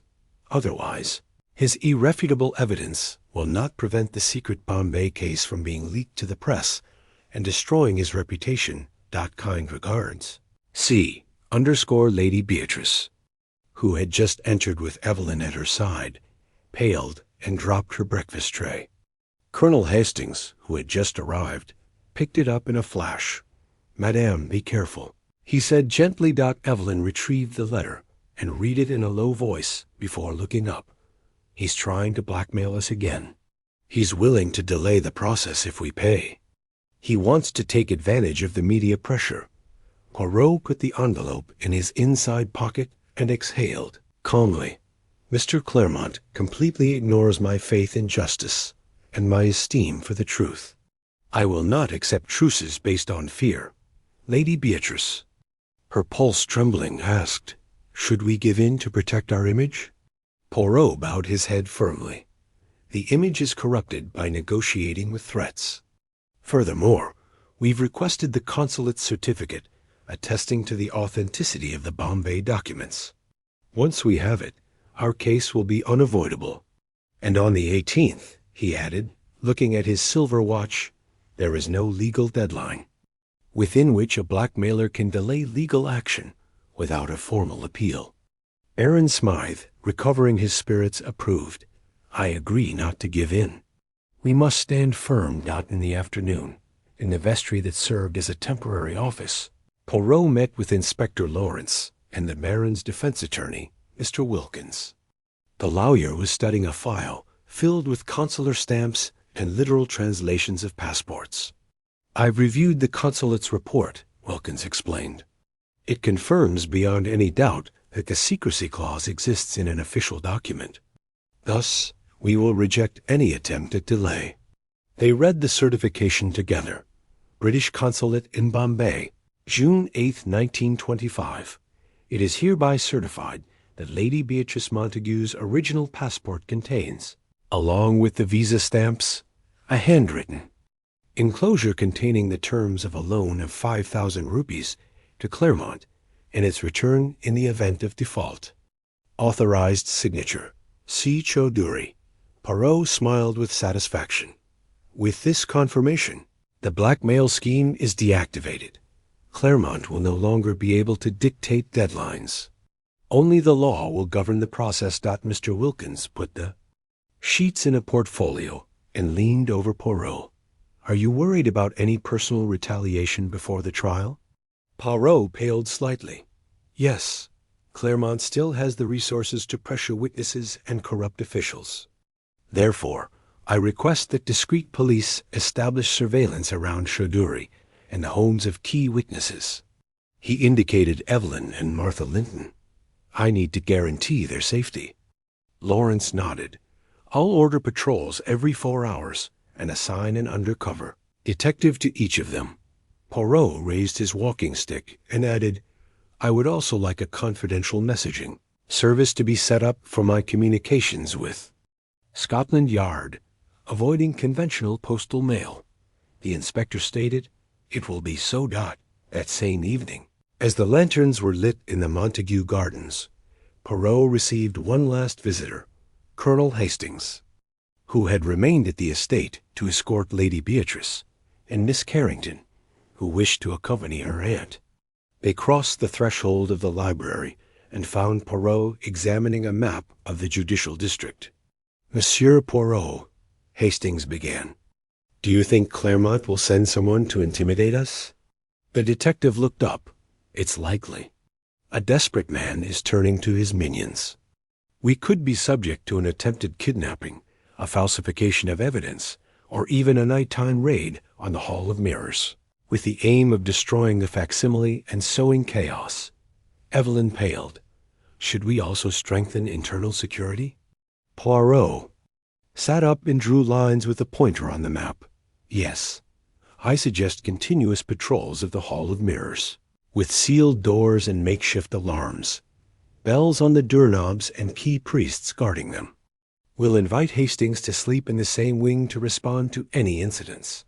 The colonel nodded resolutely. "It will be an honor to protect Lady Beatrice." Poirot turned to Evelyn. "And you, Miss Carrington, could accompany Butler Evans on the pre-dark rounds. With your discretion, you can alert us to any suspicious signs." Evelyn accepted, showing determination. "I'll do what I can." As the last light fell, Colonel Hastings and Miss Carrington divided the patrols. He patrolled the corridors adjoining the bedrooms. She checked every mirror and pane of glass up to the gallery. Evans accompanied them, carrying his lantern and a small bell tied to his cuff. In the Hall of Mirrors, the multitude of reflections returned to her eyes with a disturbing shimmer. Evelyn walked around the perimeter, lightly tapping each handle to ensure its solidity. At the opposite end, the secret door Poirot had discovered during Green's investigation remained sealed by an iron bar. As she tested the lock, her finger detected a slight bulge. Someone had tried to force it. "Mr. Evans," she whispered cautiously, "I think they tried to open this door since our last inspection." The butler nodded with concern. "I'll go over it with Monsieur Poirot and the colonel as soon as we find him." Evelyn nodded and continued her rounds. Suddenly, a dull noise startled her.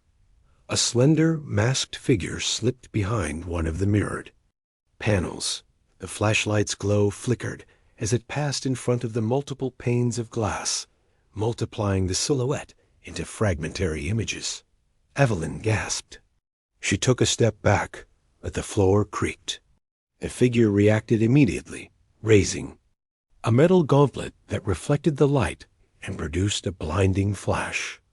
Evelyn turned and ran to call Colonel Hastings, leaving behind the echo of her own footsteps and the scent of incense that still lingered in the air dot in the hallway. Evelyn bumped into Colonel Hastings, who was on his way to the second inspection. "Colonel," he gasped, "there's someone in the living room." I hid, but I saw him behind the mirror.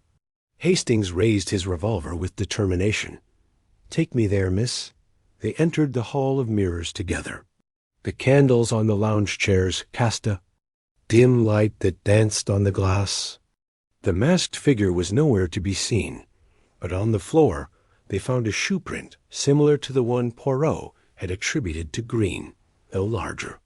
In addition, a loose screw and a piece of torn rope hung from the panel, evidence of an attempt to open the hidden door. "They're planning to recover something from here," Hastings observed. "The secret door leads to the compartment where the mother-of-pearl case was hidden. If they open it, they could destroy evidence." Evelyn shuddered. "We must notify Monsieur Poirot immediately." Hastings nodded and, taking Evelyn's arm, hurried out into the corridor dot in the library. Poirot and Inspector Lawrence were reviewing the schedule of audiences with Mr. Wilkins. Hearing Hastings's hurried footsteps and the sound of the bell that activated the alarm, they both looked up in alarm. "What's going on?" asked Poirot. Hastings burst in breathlessly. "Monsieur Poirot, Inspector, a masked figure tried to force open the door to the Hall of Mirrors. We need to seal that entrance and reinforce internal security immediately." Poirot stood up and gave Lawrence a penetrating look. "Take Mr. Wilkins to the opposite wing. Evelyn and Evans will guard the door. I run under my cane to inspect the living room dot." With a brisk step, Poirot made his way to the Hall of Mirrors. Each reflection reflected 100 Poirots, all frowning, each with a raised cane. In front of the central panel, he found the loose screw and the piece of string sticking out. With a makeshift wrench, Poirot adjusted the panel and secured it. Then he examined the footprint, an imposing, thick-booted footprint, unlike the one Evelyn had described. "It's not a servant," he murmured. "This belongs to someone of robust build, wearing heavy leather boots. Neither Green nor Hastings wear footwear like that." Hastings came up to him, aiming his revolver. "Should I shoot if he appears again?" Poirot raised a finger. "Not yet. We need to capture him alive." "Here's the broken rope," he said, pointing to the panel. He came prepared to climb. "This indicates knowledge of masonry or light ironwork. Claremont could have hired someone from his network to get in." Inspector Lawrence and Mr. Wilkins appeared on the threshold. Poirot briefly explained the incident and concluded, "We must reinforce all the locks and secure the crack under the mirror. I'm enlisting the help of Evans and Hastings to oversee repairs. And this time, I'll install my own device, a wire connected to a hidden bell. The next intruder will be exposed without delay." Wilkins nodded. "I'll have the jailer monitor the room in 2-hour shifts. No one will be allowed in without my authorization." Poirot leaned on his cane and, looking at his multiple reflection, added in a calm voice, "Claremont's coercion goes beyond Caracas. He has unleashed his hitman. However, justice is not afraid of mirages. We will soon reveal who is pulling the strings behind the scenes dot as the servants applied padlocks and wire." Poirot, Hastings, Lawrence, and Evelyn exchanged knowing glances. The siege had begun, but so had the implacable resistance of those willing to defend the truth to the bitter end. The silent echo of the threat resonated in the mirrors, but Poirot's little gray cells were already plotting the final counterattack. Chapter 12. The lurking in the shadows night had completely fallen over. Montague Mansion, and only a few dim lanterns illuminated the garden paths. Inside, the Hall of Mirrors remained sealed, guarded by Harris, the Baron's trusted carpenter, with instructions to monitor every creak and chime. In the adjoining library, Poirot, Inspector Lawrence, Mr. Wilkins, and Baron Smythe gathered around. The central table, where the files and documents lay arranged like silent witnesses to the plot. "We've reinforced all access routes," Lawrence reported, adjusting his trench coat. "No one can get in undetected." Poirot listened to the silence with a grave expression. Even so, the assault on the panel demonstrates that the adversary doesn't shy away from direct confrontation. "We must anticipate their moves." The Baron looked up. "What do you propose, Mr. Poirot?" The detective interlaced his fingers and leaned back slightly. "I suggest setting a trap. The facsimile of the original passport, with the 5,000 rupee clause, should remain visible to tempt the intruder.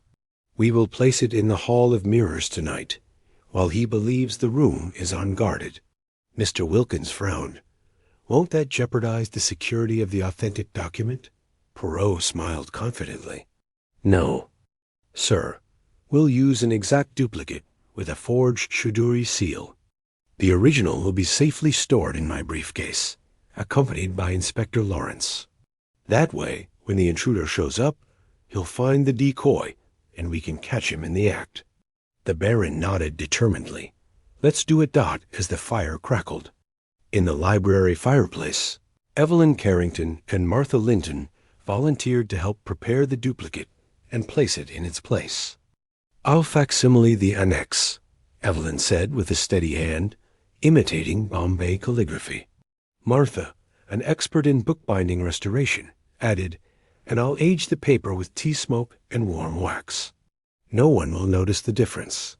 Patiently, they worked in the dim light, while Hastings and the Baron's servants carried the piano chairs and folding tables into the Hall of Mirrors, creating a makeshift daytime stage in the night. Every corner was checked and marked with small, hidden bells, thin wires that would vibrate with the footsteps of boots. Poirot, meanwhile, was finalizing details in the adjoining room. "Everything's ready," Martha announced at last. "The duplicate is ready, and the bells have been set tight enough to produce an audible jingle." "Excellent," Poirot agreed. "Now, Baron, I need you to send a message to Claremont. The facsimile of the genuine passport will be in the drawing room whenever you wish, at midnight sharp." The Baron dialed a number on the secured telephone and whispered the proposition to the other party.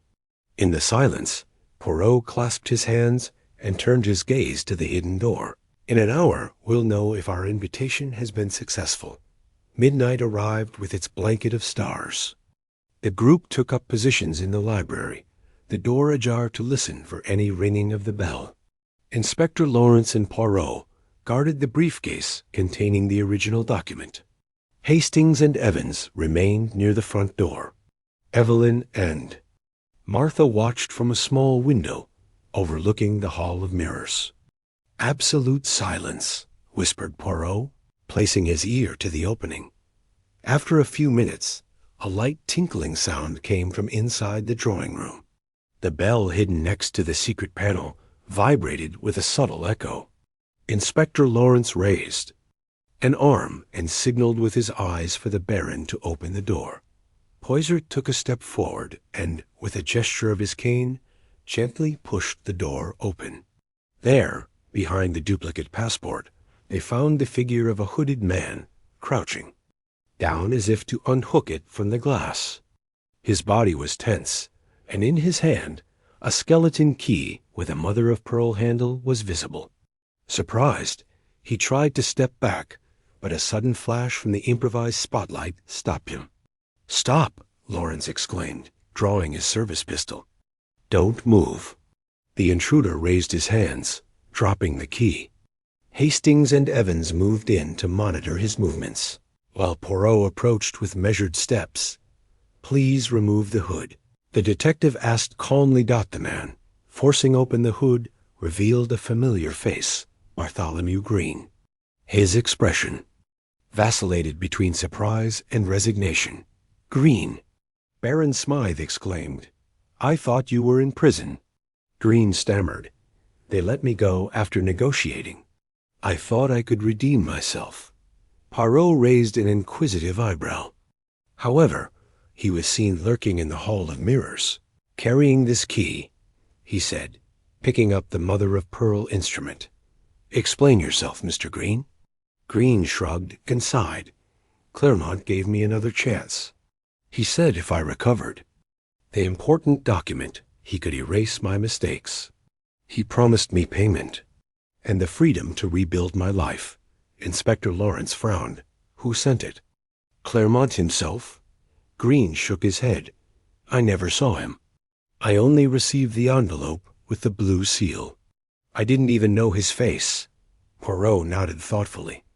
"Coercion continues through third parties. But we've captured a key intermediary.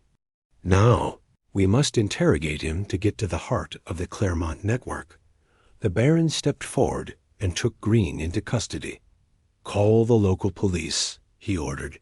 "He won't get away this time." As Evans and Hastings led Green away in handcuffs, Poirot turned to Evelyn and Martha, who had entered the drawing-room after the arrest. "Good job," he praised. "The lure worked as expected." Evelyn smiled with satisfaction. "I was glad to see that there were bells on every door." Martha added. "And the duplicate?" "No one detected the forgery." Poirot nodded proudly. "The next phase will be to question Green under judicial supervision. Perhaps this will bring us closer to who's really pulling the strings. But for tonight, the Hall of Mirrors will be cleared of intruders." He watched the gleaming panels in the gloom, where the reinforcements and locks stood like silent guards.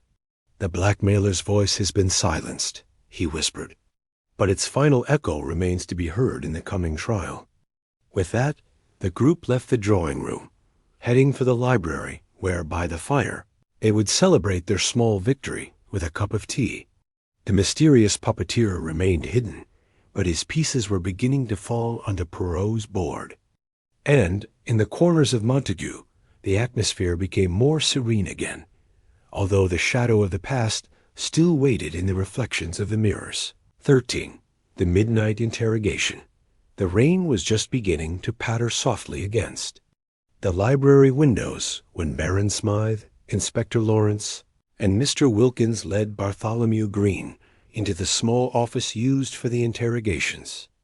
It evoked a stately drawing-room, a mahogany table, 2 chairs facing each other, and an oil lamp casting an orange light, creating dancing shadows on the walls.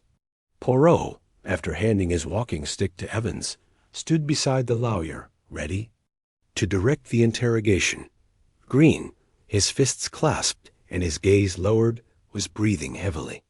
"Well, Mr. Green," Wilkins began firmly, "you're in custody after attempting to break into the Hall of Mirrors. We need to know who sent you that master key and under what instructions they did it." Green looked up, his eyes filled with guilt and fear. "I only received an envelope with no return address last night," he confessed. Inside, a sheet of paper with a blue seal and a very clear message. "Recover the essential document or suffer consequences. No one told me their name." Poirot leaned slightly and placed a finger on the table. "The blue seal is unmistakable. It belongs to Claremont," he stated. "We saw it on the blackmail letter. Now, how did you obtain that mother-of-pearl key that fit perfectly into the secret compartment?" Green swallowed and looked at Inspector Lawrence. "I found it slipped under my bedroom door. I picked it up without thinking, as I'd already tampered with locks to get into the living room. I was afraid the original document might end up in the wrong hands." "Who had access to your room?" Lawrence asked. "Only the servants and the Baron," Green replied. "No one else. But I remembered that Butler Evans was the only one who opened my door to hand me the broken china tray." Mr. Wilkins made a note. Was Evans acting on orders? Did that assignment seem strange to you? Green hesitated. I never thought Evans would be involved in this. He told me the Baron wanted me to keep the tray until it was repaired, and handed me a sealed envelope. I didn't reopen my belongings until I received further instructions. Poirot frowned. Evans is trustworthy, but I won't hesitate to question him thoroughly. In the meantime, we need more details about the consequence mentioned on the envelope. What exactly did they warn you about? Green closed his eyes, and his voice became almost inaudible. They said my family in Bombay might pay dearly for my betrayal. That pressure would come down on them if I failed. I feared for them. Researcher Lawrence wrote down the phrase. This confirms Clermont's connection to the Chaudhuri family in India. Clermont exerts influence through his agents. But we need a specific name. Silence. Poirot patiently bowed his head. Mr. Green, your honest cooperation could tip the scales in your favor. If you wish to mitigate your situation, please provide information about any face-to-face encounters with Clermont intermediaries. Green wiped his hand over the sweat on his forehead. Only on the third day after the theft of the wrought iron mirror, a man in a dark suit knocked on my door. He introduced himself as Mr. Gass. He asked for my papers and the key, and warned me not to ask any questions. He said that Clermont was busy, and that I should carry out the task. Colonel Smythe, watching from a corner, paled. Do you remember anything about his appearance? The Baron asked. Green nodded with difficulty. He was tall, wore wire-framed glasses, and spoke with a mixed accent, part British, part Indian. I never saw him again. Poirot interlaced his fingers. Das could be connected to Mr. Chaudhuri. We need to confirm if that alias corresponds to a Clermont agent. Inspector, please send a team to verify any record of a Das in London's Indian community. Lawrence turned and nodded. I'll do it right away. Mr. Wilkins raised an eyebrow. Monsieur Poirot, do you think Das is actually Chaudhuri, or a new intermediary? The detective smiled. It could be Chaudhuri acting under another name, but it's more likely Clermont uses several aliases to throw people off the scent. The real thread is financial coercion. Green looked down and muttered, I only wish to repay my debt to justice. I don't want to harm the Montague family any further. Poirot placed a sympathetic hand on Green's shoulder. I trust your honesty will allow us to piece together the entire plot. Now, please remain available for further questions while I oversee the inventory of envelopes and stamps found in your possession. The Baron stepped forward.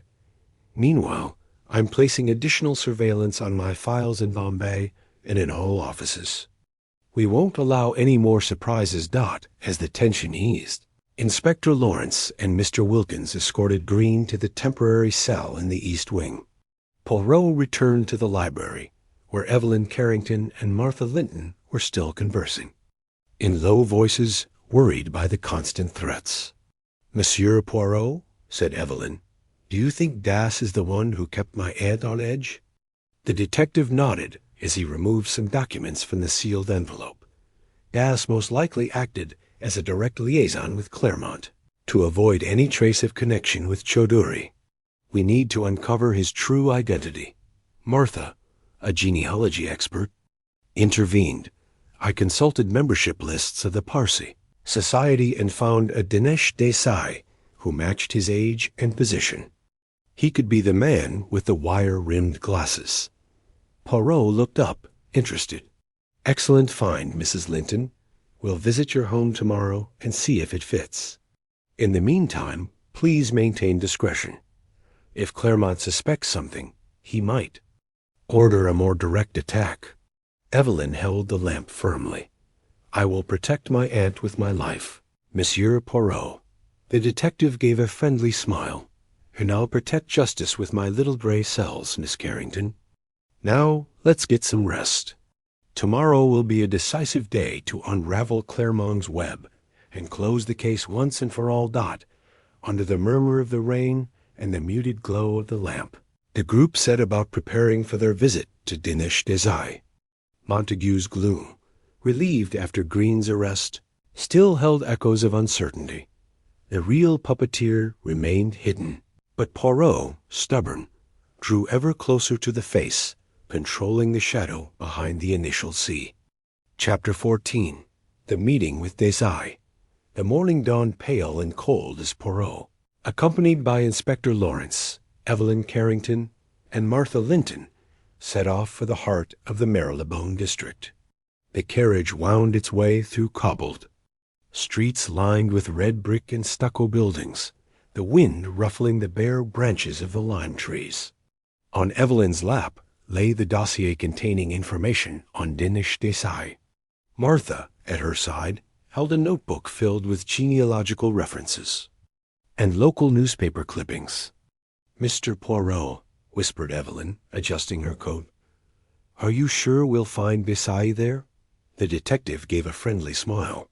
"I trust the clues provided by the Parsi Society and the method of deduction. If he embodies Mr. Das, we'll find the missing link in this plot." Inspector Lawrence, sitting opposite them, consulted his pocket watch. "His office opens at 9. We'll arrive in time to take notes without attracting attention." When they got off at Baker Street, a uniformed doorman led them through a hallway to the elegant entrance of number 27. Above the door, a discreet sign in Urdu and English proclaimed, "Desai and Company, Trade and Finance Agents." Poirot inhaled the cold air, savoring the anticipation. "Here we are," he announced. "I'll go in first to say hello. Stay discreet in your seats and watch every gesture carefully." The inspector and the two ladies nodded. Poirot calmly opened the door and entered a carved wooden reception room. A young assistant, tanned and wearing a dark suit, greeted them politely. "Good morning, gentlemen and ladies. How may I help you?" Poirot inclined his head. "I come on behalf of Mrs. Montague. I request to speak with Mr. Desai regarding a private." "An urgent matter." The assistant mentally recorded the request. "Mr. Desai welcomes visitors starting at 9. Please wait in the waiting room." Poirot politely thanked them and headed into the corridor. Evelyn and Martha entered, surprised by the decor. Persian tapestries, Oriental rugs, and a collection of Bombay porcelain lined the shelves. In the center, carved wooden chairs and a low table with tea and biscuits completed the setting. The inspector sat down next to them, unfolding a notepad. "Watch the attendant," Lawrence pointed out. "His behavior could give away if he suspects anything about our visit." A man, at the other end of the room, was leafing through a ledger, his expression impassive. Suddenly, the back door opened, and a tall, elegant figure emerged. Dinesh Desai, impeccably dressed, wearing wire-rimmed glasses that reflected the morning light. He smiled with that mixture of cordiality and reserve that Green described. "Mr. Poirot," he greeted, extending his hand. "I appreciate you coming so soon. Please, let's settle in my office." The group followed Desai down a short corridor to an adjoining room, where a large mahogany desk dominated the room. Maps of India, exotic stamps, and photographs of Bombay hung on the walls. Desai sat down and offered tea to Evelyn and Martha, leaving only Inspector Lawrence standing by the shelves. Once everyone had taken their seats, Poirot began the conversation with his characteristic courtesy. "Mr. Desai, I appreciate your willingness. We're seeking clarification on certain events that occurred in Montague. Your name appeared at the bottom of several of Lady Beatrice Montague's documents, and we need to confirm your exact role." Desai took a sip of tea and nodded. "I was simply an intermediary, monsieur. I translated and stamped documents for Mrs. Montague when she lived in Bombay. I never had any connection with Mr. Claremont," he said firmly. "My duty was protocol, not secret business." Evelyn, in a soft voice, intervened. "Without wishing to offend your honor, Mr. Desai, The handwritten page in the passport included your signature. Could you explain the reason for that secrecy clause? Desai frowned. That clause was added at the direction of a Bombay lawyer, not by me. I merely confirmed the reading and validated the translation. The amounts and conditions were drafted by Mr. Chaudhuri under the instruction of the person who ordered the collection of the funds. Poirot nodded slowly. So your signature is mechanical, without knowledge of the actual content. Can you describe the individual who gave you the document to seal?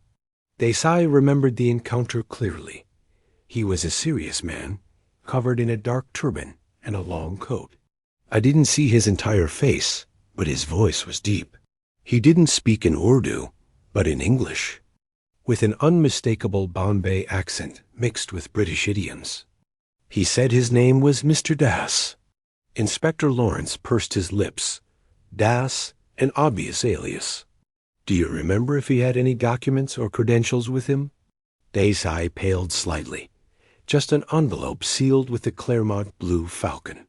He warned M to remain discreet. I feared it might involve matters of state. Martha tilted her head. Considering the information, it could be plausible. A Claremont agent using a simple name to throw us off the scent. But we need a concrete trail back to him. Poirot placed his palms on the table. Mr. Desai, do you have a copy of that envelope? Or the instruction? Even a scrap of paper or a piece of sealing wax would be an invaluable clue. Desai shook his head regretfully. I'm sorry, I don't have anything else. I destroyed the envelope along with the dirty sheets after I completed my work. I didn't think it would become evidence. Poirot thought briefly, his fingers fiddling with his walking stick. Your honesty is remarkable, Mr. Desai. But the fact is that these orders came from Claremont or from your ears in London, and we need to contact you if any further correspondence arises. Could you promise to alert us immediately? Desai nodded without hesitation.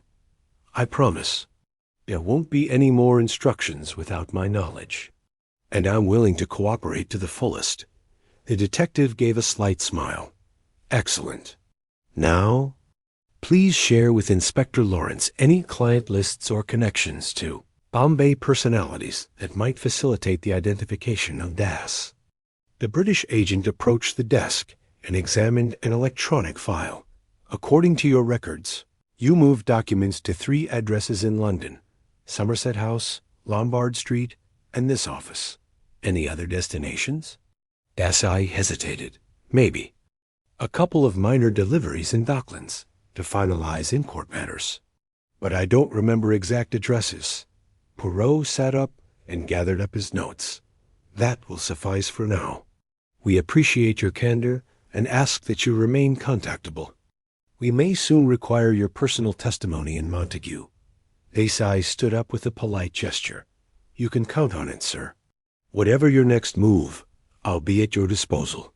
When the detective and his entourage left, Evelyn questioned Inspector Lawrence in a low voice. Do you think Desai is who we know as Das? Lawrence closed his notes and replied, Not entirely. His voice and manner are too polished. I'm inclined to think Claremont employs several agents, and that Das is merely a moving heart. But confirmation will come when we analyze his roots and compare them with the performance at Montague. Martha commented, looking at the door through which Des had left. Still, his cooperation paves the way. Without him, we would never have tracked Claremont down in Bombay. Poirot sighed, satisfied. Indeed, we've obtained more certainties than doubts. Now we have 2 steps left. Access the bank records in Docklands and confront Green with this new information. Before nightfall, we must tie up those loose ends. As the carriage took them back to Montague, the group shared a complicit silence, aware that, after the encounter with Desai, the noose around Claremont was tightening. In the folds of the London fog, the shadow of the true puppeteer was beginning to appear, and Poirot's little gray cells were preparing to deliver the final blow in the next move. Chapter 15. Tracing the Hidden Roots. The next morning, The London. Mist still clung to the banks of the Thames when Poirot, accompanied by Inspector Lawrence and Miss Carrington, set off for the Docklands district. In the carriage, an air of determination mingled with the damp chill. The three knew that, after the meeting with Desai, the next step was to check on the deliveries of documents that the Claremont agent had made at the dock and the nearby bank. Port area, with its old docked ships and import offices, offered a maze of warehouses and offices. They stopped in front of an austere, exposed brick building with a discreet sign, East India Dock Company Commercial Records Office. This is, where they keep records of shipments and receipts of goods and correspondence. Lawrence explained, getting out of the carriage. We can request access to the minute books if we show a court order. Poirot nodded and ceremoniously shone his magnifying glass. Excellent. Every archive is a mirror of the truth. You just have to know where to look. Under the watchful eye of 2 guards from the Maritime Post Office, the inspector showed the warrant signed by the local prosecutor. They were ushered into a room lined with metal shelves. Files, folders, and boxes awaited in endless rows. Miss Carrington approached a gaunt librarian.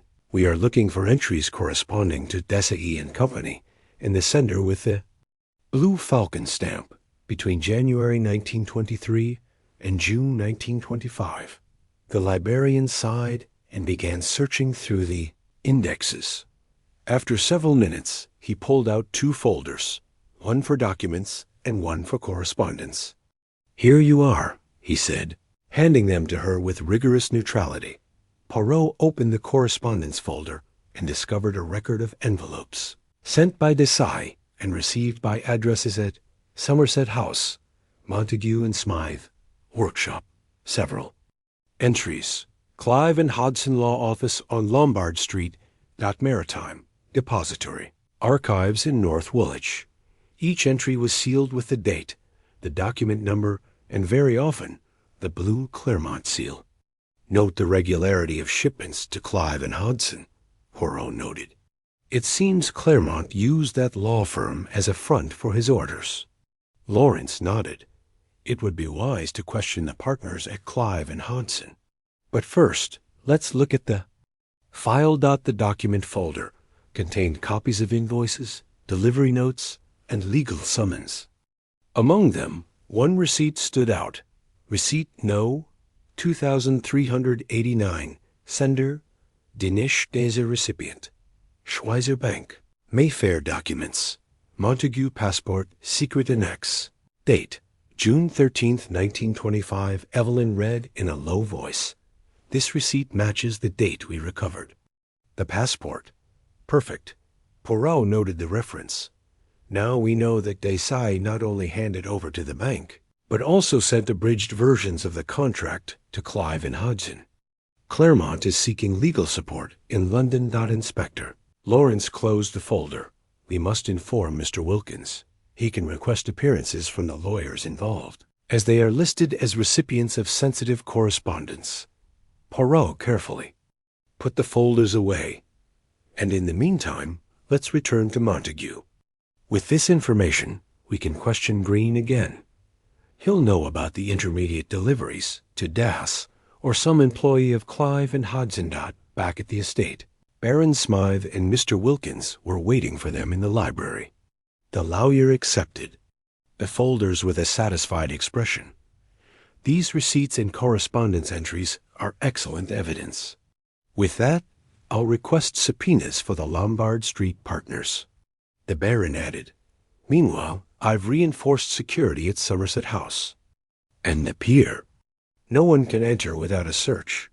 Poirot inclined his head. We must now confront Green with this new information. If he cooperated with Claremont, he'll know the exact route of each shipment. Inspector Lawrence nodded. I'll proceed with your interrogation again in an hour. With your confession, we'll close the legal loophole. In the middle of the afternoon, Green was led from the temporary cell to the interrogation room. This time, Mr. Wilkins, Inspector Lawrence, and Poirot were waiting for him with the documents. spread out on the table. Green, visibly dejected, looked up when he was shown Desai's receipt to the bank and a list of remittances to Clive and Hodson.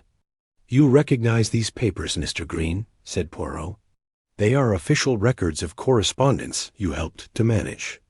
Green swallowed and whispered, "I saw them. Desai showed me the receipt on my way back from the bank. I didn't know what was in it, but she warned me not to ask." Poirot placed a finger on the bank receipt. "You can no longer plead ignorance. You must tell us whether any of those shipments were delivered to your intermediary, Mr. Das, or directly to an associate of Clive and Hodson." Green looked down, sunk in remorse. "There was a delivery I received in my room, a package sealed, with blue sealing wax, labeled urgent for Das. But I didn't open it. I just left it on my desk." Lawrence frowned. "And who picked up that package? Could you identify the courier?" "I think it was Evans," Green replied hesitantly. "I saw him deliver it along with the broken china tray that night." Baron Smythe sat up in surprise. "You say Evans was involved?" "I never suspected it." Poirot, however, remained calm. "I'm not accusing Evans yet. He simply needs to understand that. The courier indicates a network of accomplices. But now we need to know what was in that package from Das and why it was urgent." Green closed his eyes and confessed in a trembling voice, "I opened the package the next day with trepidation. Inside were some instructions, a map of the house with the hall of mirrors and the library marked, indicating an access route through the gallery.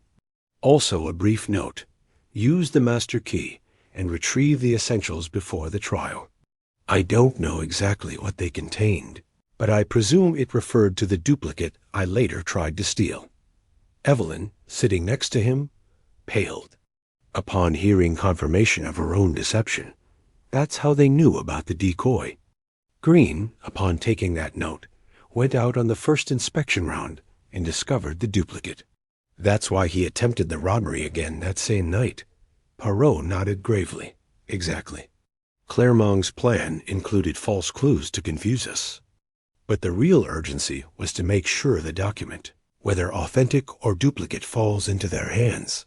Inspector Lawrence turned to Green. "Mr. Green, this information is vital. With it, we can expose Das and his superiors at Clive and Hodson. Your cooperation," he added, looking at the Baron, "should be considered to mitigate your situation." Baron Smythe, moved, ordered, "Green will remain in custody, but with access to counsel, and I will prepare a letter to the court requesting clemency in exchange for his full cooperation." Green, relieved, murmured, "I'll do whatever it takes."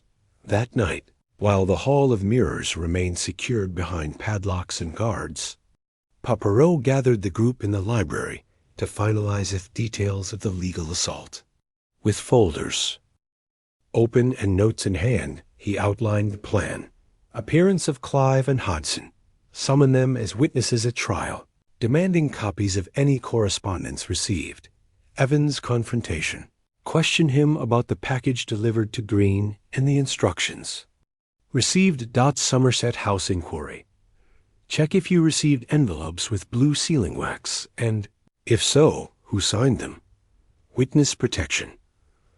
Assign escorts to Desai and Green to ensure their presence in court. Poirot looked up, serious but confident. Tomorrow, we'll move the case toward a conclusion. Clermont will no longer be able to hide behind its financial power. Its blackmail network is revealed in every shipment, every signature, every stamp. Miss Carrington squeezed the detective's hand. "I'm ready for whatever comes." Monsieur Poirot. Inspector Lawrence put away the folders. "And I to present the accusation, by the glow of the fireplace." The group sealed their resolve. In the distant echo of the Hall of Mirrors, the truth thrummed loudly, announcing the imminent judgment that would put an end to Clermont's machinations. The voice that spoke only in mirrors would finally give its final whisper. Chapter 16. The confrontation of witnesses. Dawn brought a leaden sky over Montague, a harbinger of the decisive day. In the spacious library, Baron Smythe and Mr. Wilkins were once again reviewing the summonses sent the previous day. Clive and Hodson, Evans, Desai, and Green were to appear before the local court. Inspector Lawrence and Poirot were polishing the final details of Evans's internal interrogation, aware that his statement would seal the legal noose. Evelyn Carrington and Martha Linton reviewed each witness's notes, ensuring that no loose ends remained. "Today," Poirot announced, resting his cane on the table, "we will bring out the truth in every appearance. We must maintain our composure and guide each witness toward the concrete facts." Mr. Wilkins nodded as he put the files into his briefcase. "The court will open at 10 o'clock. At 10:15, we will enter with our evidence. I advise Lady Beatrice to be present. Her testimony will support the authenticity of the passport." The Baron added, "I've arranged carriages for all the witnesses. None will cross the pier or Somerset House without an escort." Evelyn, holding Poirot's hand, asked in a low voice, "Should I also accompany Desai to court?" "Yes, miss," the detective replied. "Your presence will reinforce the credibility of your statement." By 9 o'clock, the courtroom was already packed with discreet public and officials. At the prosecution table, Mr. Wilkins unfolded every receipt and copy of correspondence. Beside him, Lawrence and Poirot reviewed the script of questions. In the witness box, the judge examined documents, and a clerk prepared to call witnesses. The first appearance was that of Dinesh Desai. Evelyn and Lady Beatrice entered together and took their seats in the box. When called, Desai strode forward and stood before the dais. "Please, Dinesh Desai," the judge began, "take the oath." "I swear to tell the truth, the whole truth, and nothing but the truth." Desai nodded and repeated the formula clearly. The judge pointed to Mr. Wilkins. "Attorney." "Wilkins. Continue with your questioning." Wilkins stood up. Mr. Desai, you signed and sealed a secret annex in Lady Beatrice Montague's passport, dated June 13th, 1925. Do you recognize that signature?" Desai took the authentic passport that the secretary handed him. "Yes, sir. It's my signature. However, I added it mechanically, without knowing the full content. My role was to translate and certify documents. Did you receive any instructions to add that clause?" Wilkins insisted. Desai paled slightly. An intermediary, who identified himself as Mr. Das, handed me the document and asked me to process it. He didn't tell me who his employer was. Inspector Lawrence intervened. "Can you describe Mr. Das in detail? Any distinctive features?" Desai nodded. He was tall, wore wire-framed glasses, and spoke with a mixed Bombay and London accent. He wore a dark turban. Martha Linton nodded from the defense bench. "That attire matches records of the Parsi community in London." Wilkins closed his notebook. "Thank you, Mr. Desai. I have no further questions." The judge nodded, and Desai withdrew, while the audience was urged to be respectful. The next appearance would be that of Evans, the butler. Evelyn took a deep breath and approached Poirot. "I'll stand up when it's my turn," she whispered nervously. "I trust you," Poirot replied with a reassuring smile. "Be concise and honest." Evans entered the stand with impeccable stride. His uniform and impeccable bearing impressed the jury. "Mr. Evans," the judge began, "take the oath." Evans solemnly swore the oath. The judge gave the floor to Inspector Lawrence. "Mr. Evans, we have gathered evidence indicating that you delivered a package sealed with blue sealing wax to the defendant Bartholomew Green in his room on the evening of June 13th. Can you confirm this?" Evans took a breath and answered clearly, "Yes, sir. I received an envelope to deliver to Mr. Green, along with a broken china tray. Mr. Green opened the door myself. Who instructed you to deliver that package? Lawrence added. Evans hesitated. The orders came directly from Baron Smythe. He said, Evans, take this to Mr. Green's room and don't ask any questions. Mr. Wilkins raised an eyebrow. Didn't you find it strange that your orders prevented you from investigating? Evans looked down. Yes, sir, but I thought it was a delicate family matter. I never suspected blackmail. Poirot spoke in a soft but firm voice. Mr. Evans, have you ever seen blue sealing wax on Lord Clermont's correspondence before? Evans reflected. Only in letters that arrived at the library addressed to the Baron after the mirror incident. Never in regular mail. Lawrence pointed to a series of envelopes displayed as evidence. These correspond to that seal. They were received the days before the trial and the assault on the Hall of Mirrors. Evans paled. I understand. I didn't know the contents of those letters. My loyalty was to the Baron. Wilkins considered the statement. Thank you, Mr. Evans. I have no further questions. As Evans stepped down from the podium, Evelyn approached to thank him. Mr. Evans, thank you for your honesty. Evans nodded gravely and returned to the bench. The judge took note and announced, with this, we conclude the preliminary examinations. The prosecution will present more witnesses tomorrow regarding the correspondence and the shipping route. Back at Montague's, the group reflected on what had happened. Poirot, along with the inspector and Evelyn, walked through the corridors while Martha and Baron Smythe closed the main doors. Dassay and Evans have given convincing statements, Poirot commented. However, their testimony directly points to Clive and Hodgson as the recipients of the Clermont letters. We will summon the Lombard Street partners tomorrow. Do you think they covered up for Clermont? Evelyn asked. Not necessarily concealment, but commercial complicity, Poirot explained. They serve as a legal front. When we question them, we'll see whether they acted under duress or with full knowledge.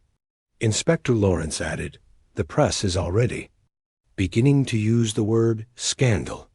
We must coordinate information management properly to protect Lady Beatrice's reputation.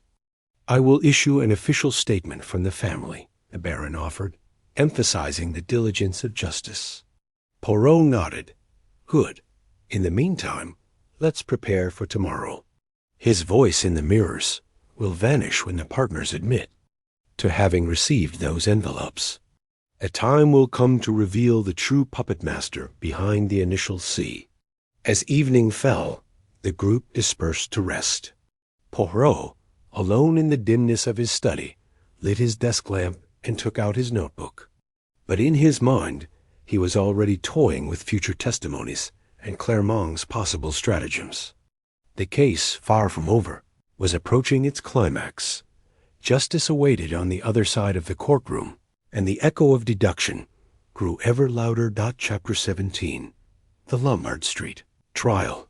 The morning sun was illuminating the neoclassical facades of Lombard Street when Poirot, Inspector Lawrence, and Mr. Wilkins got out of the car in front of the imposing building of Clive and Hodgson. Attorneys at law Evelyn Carrington and Lady Beatrice Montague followed, discreet and formal, dressed in dark clothing for the occasion. The murmur of passers-by, the tinkling of the bells of St. Mary-le-Bow Church, and the aroma of freshly baked bread formed a backdrop completely removed from the drama about to unfold in the fourth-floor conference rooms. Today, Poirot whispered to Evelyn as they waited in reception, we will close the gap. The office of Clive and Hodgson is the link that connects Clermont shipping with the legal world of London. Lawrence nodded and handed the summons to the doorman. He then led them into a large room with oak-paneled walls and large windows overlooking the cobblestone street. In the center, an oval mahogany table filled most of the space, surrounded by green leather-upholstered chairs. Behind the improvised platform, two distinguished men waited. Mr. Edward Clive, thin and alert-eyed, and Mr. Arthur Hodgson, more robustly built and with a calm manner. Gentlemen, began the interim judge presiding over the public hearing, you are summoned to testify under oath regarding the envelopes received with the Blue Falcon seal, sent by Dassey and Company between January 1923 and June 1925. Please take the oath. Clive raised his hand freely, while Hodgson imitated him with some hesitation. I, Edward Clive, swear to tell the truth, the whole truth, and nothing but the truth. I, Arthur Hodgson, swear the same, added the second in a stronger voice. Mr. Wilkins sat up, and in a clear voice explained, Gentlemen, according to the records of the East India Dock Company, you received 17 envelopes sealed with blue wax, dated between the months mentioned. These envelopes contained instructions for Mr. Bartholomew Green and other intermediaries in Claremont, relating to the secret annex to Lady Beatrice Montague's passport, as well as suggestions for breaking into the Hall of Mirrors and recovering confidential documents. Mr. Clive opened his eyes. That's impossible. Our offices only handle legal matters. We don't usually receive confidential correspondence from anonymous clients. Poirot looked up, his smile barely perceptible. However, the blue stamps bear your signature of receipt, Mr. Clive. Can you explain that? Clive swallowed and looked away. I signed routine documents, filed without reading the contents, on the instructions of my executive secretary, Mr. Foster. Are you referring to Mr. Foster? The judge asked. Please introduce Mr. Foster. A dispatch clerk came on the intercom, and a few moments later, Mr. Gerald Foster appeared, a middle-aged man with gray hair and a neatly tied ponytail. I've been summoned, he said softly. Something urgent? Wilkins pointed to the cards on display. Mr. Foster, yours was the one that signed the receipt on these envelopes. Can you explain under what circumstances you did so? Foster paled and looked at Clive and Hodgson, visibly disturbed. He hesitated, signed the receipts as usual without examining the envelope. Older workflows require my signature for documents to be entered into the general file. I didn't verify the sender or the content. Inspector Lawrence clenched his jaw.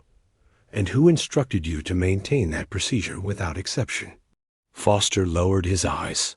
Mr. Clive established it that way. He said it was a way to speed up international correspondence. Clive cleared his throat.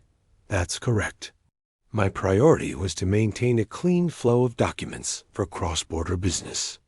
I couldn't stop to inspect every envelope. Poirot watched him closely. Curious clean flow policy when those same documents instructed assault and coercion. Mr. Clive. A murmur rose in the room. Hodgson frowned. We are not responsible for the content. Our signature only certifies receipt, not origin or purpose. Mr. Wilkins was silent for a moment, then asked, Are you willing to cooperate in identifying the actual sender of these envelopes, Claremont or any other intermediary, and to provide the mailing addresses you use? Clive exchanged a look with Hodgson. We can access our internal records, he finally replied. But this will affect our firm's reputation. The judge seconded the request. It's essential, Mr. Clive. Without this information, we won't be able to complete the process. Under pressure from the court, Clive agreed and promised to deliver, within 24 hours, copies of every signature record and the identities of the officials who handled the blue-sealed correspondence. Hodgson, more reticent, corroborated the promise. We will, he said. Full cooperation. The judge fixed his gaze on both of them. Good. Then you must present yourself tomorrow with the requested information. Please note that refusal would constitute contempt of court. With that, the judge adjourned the courtroom to give way to the prosecution's report. As the courtroom began to empty, Poirot approached Evelyn and Lady Beatrice. Today we've taken a decisive step, he whispered. Tomorrow we'll find out who's behind the legal facade. Evelyn nodded. I'm nervous about what might be discovered. Beatrice, with a serene look, embraced her tenderly. Thanks to you, Evelyn, and everyone, my name is protected by the truth. The group left the compound under a cloudy sky. As they walked along Lombard Street, Poirot surveyed the maze of streets and said, the Claremont network will unravel stitch by stitch. Clive and Hodgson won't be able to fudge the orders forever. Tomorrow, the trial will move one more square. In our favor, Inspector Lawrence added, and then all that remains is to unmask Claremont himself. Amid the tinkling of bells and the bustle of the financial district, the small procession returned to the carriage toward Montague. The echo of mirrors and blue seals reverberated in their thoughts as the hidden voice of Claremont finally began to fade in the glare of imminent justice. Chapter 18. The Verdict and the Final Revelation.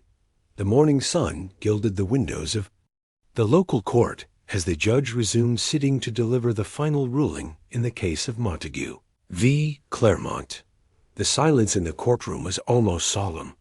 Mr. Wilkins, Inspector Lawrence, Poirot, Evelyn Carrington, and Lady Beatrice Montague waited expectantly, along with each witness and the representatives of Clive and Hodgson. Facing them, the judge rested his gavel on the bench, ready to make his final statement.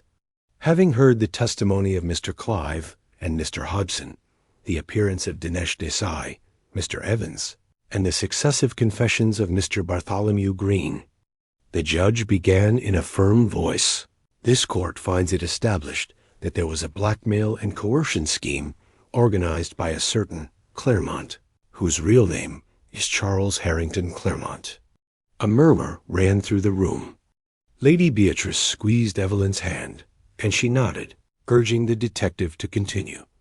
The documents presented, the judge continued, consisting of the original passport with a secret annex, the shipping receipts, the correspondence sealed with a blue seal, and the interrogation notes, demonstrate beyond doubt that the defendant Claremont used intermediaries, among them Mr. Shaduri, Mr. Das, and Mr. Desai, to extort Baroness Montague.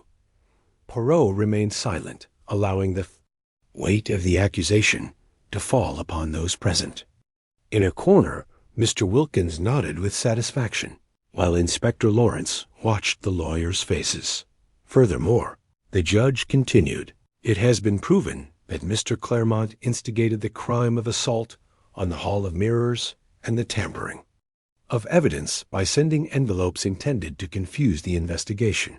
Clive and Hodgson exchanged worried glances, knowing their records had been exposed. The judge turned to them. However, this court recognizes that Mr. Clive and Mr. Hodgson signed the envelopes without knowing their contents, so they will not be prosecuted for complicity, but they must cooperate with the authorities in the Yasihit. Surrender of all future records relating to Mr. Claremont. The lawyers nodded respectfully, relieved to avoid criminal charges.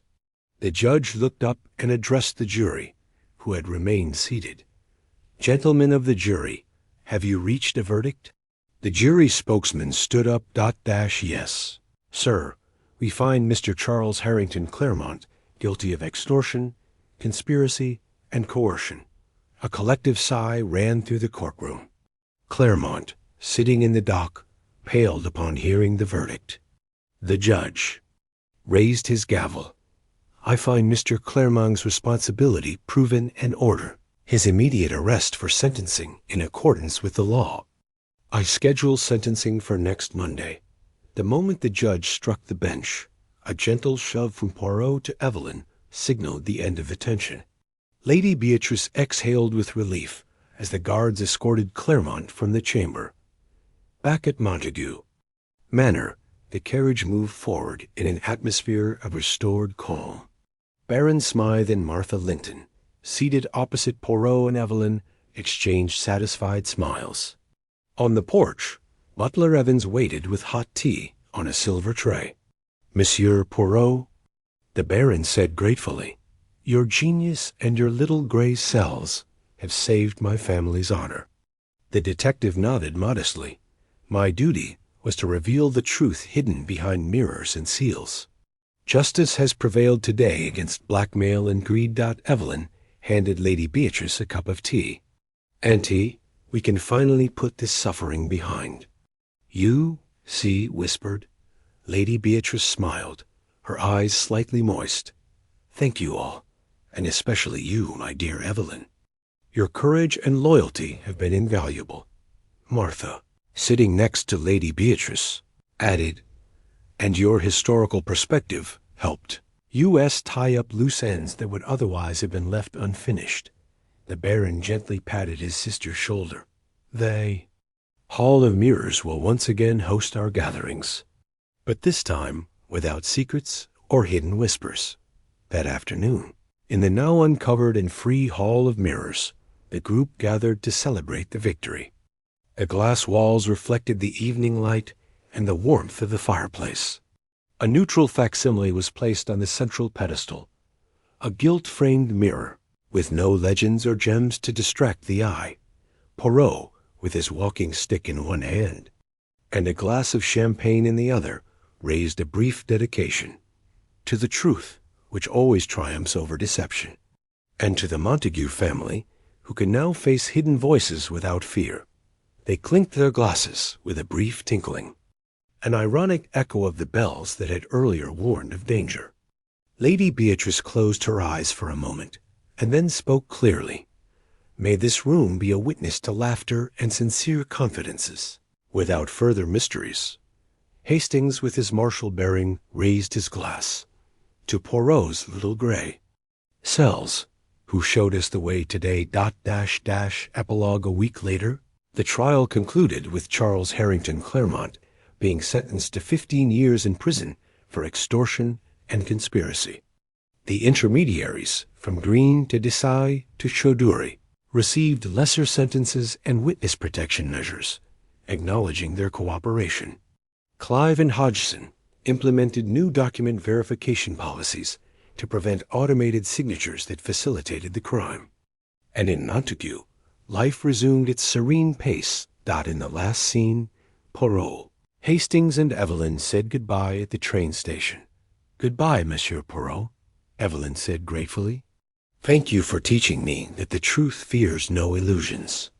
The detective bowed his head and adjusted his beret. "Goodbye, my lady. Where there are glimmers of doubt, my little gray cells will." "Always be alert." Hastings approached with his umbrella unfurled in a light drizzle. "My friend, will you be back in London soon?" Poirot smiled as he looked out at the receding green landscape. "Soon, Colonel. But Montague will always be a favorite." Setting for my deductions.